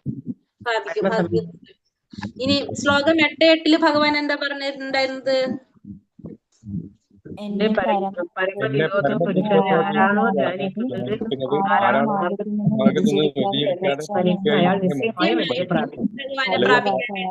സാധിക്കും. ഹരേ കൃഷ്ണ. പരമപുരുഷനെ എങ്ങനെ ധ്യാനിക്കണമെന്ന് ഭഗവാൻ പറഞ്ഞു തന്നത്?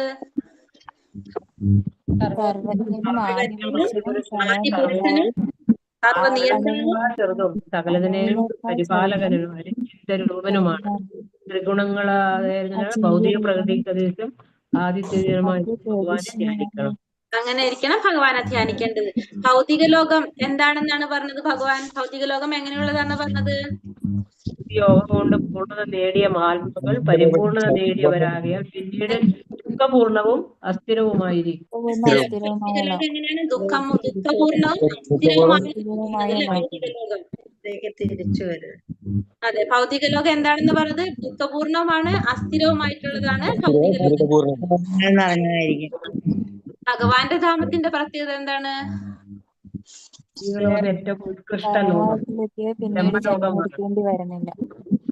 ഭഗവാന്റെ ലോകത്തിൽ പോയി കഴിഞ്ഞാൽ വീണ്ടും തിരിച്ചു വരേണ്ടി വരുന്നില്ല ഭഗവാന്റെ ലോകത്തില്. പിന്നെ ഭഗവാന്റെ ലോകത്തിന് വേറെ കൂടി പറഞ്ഞല്ലോ, വേദാന്തികൾ അവ്യക്തമെന്നും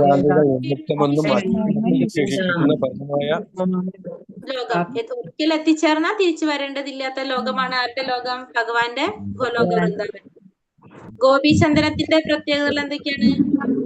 ദ്വാരകയിലെ മണ്ണാൽ ഭൂതപ്രേത പിശാചുക്കൾ നമ്മളെ സമീപിക്കും. കേൾക്കുന്നവർ എല്ലാ കർമ്മത്തിൽ നിന്നും മുക്തനാകും. മഹാത്മ കേൾക്കുമ്പോൾ ഗംഗാനദിയിൽ സ്നാനം ചെയ്തതിനെ പോലാണ് ആൾക്ക് ഗംഗാനദിയിൽ സ്നാനം ചെയ്തതിന്റെ ഫലം ലഭിക്കുന്നു. മത്സ്യപ്രയത്നങ്ങൾ ചെയ്തതിന്റെ ഫലം ലഭിക്കുന്നു. ഗോപിക്കുന്ന ആളിന്റെ അടുത്തേക്ക് യമരാജൻ വരില്ല. മനസ്സിലായല്ലോ? ഗോപിചന്ദനം ധരിച്ചാലുള്ള ഗുണങ്ങൾ മനസ്സിലായി. പിന്നെ ശ്ലോകം 8:28 എന്തിനെ കുറിച്ചാ പറഞ്ഞത്? ഭക്തിയുടെ സേവനം ചെയ്യുന്നത് എന്നിവ നഷ്ടപ്പെടുന്നില്ല. പക്ഷെ ഭഗവത് സേവനം ചെയ്താൽ മതി പരമധാമത്തിൽ. കർമ്മകർമ്മങ്ങൾ എന്നിവയിൽ പുണ്യങ്ങളിൽ മനുഷ്യനെ ഭക്തിയുടെ സേവനം ചെയ്യുന്നത് മാത്രം ചെയ്താൽ മതി. അത് ചെയ്തു കഴിഞ്ഞാൽ തന്നെ വേദപഠനം ചെയ്യുന്നതിന്റെയും പുണ്യകർമ്മങ്ങള് കാമ്യകർമ്മങ്ങൾ ചെയ്യുന്നതിന്റെയും പിന്നെന്താണ് ദാനം ചെയ്യുന്നതിന്റെയും യജ്ഞം ചെയ്യുന്നതിന്റെ ഒക്കെ ഫലം നമുക്ക് ലഭിക്കുന്ന പറഞ്ഞ ഭക്തിയുടെ സേവനം മാത്രം ചെയ്താലും. ഈ അധ്യായത്തിന്റെ പേരെന്തായിരുന്നു? പരമപദപ്രാപ്തി. 7 മുതൽ 12 വരെ അധ്യായം ഏത് യോഗത്തിലാ പറയുന്നത്? ഭക്തിയോഗം. ഭക്തിയോഗത്തിലാണ് പറഞ്ഞത്. 7 മുതൽ 12 വരെയുള്ള അധ്യായങ്ങള് ഭക്തിയോഗം. രണ്ടാമത്തെ പാർട്ട് ഭക്തിയോഗം.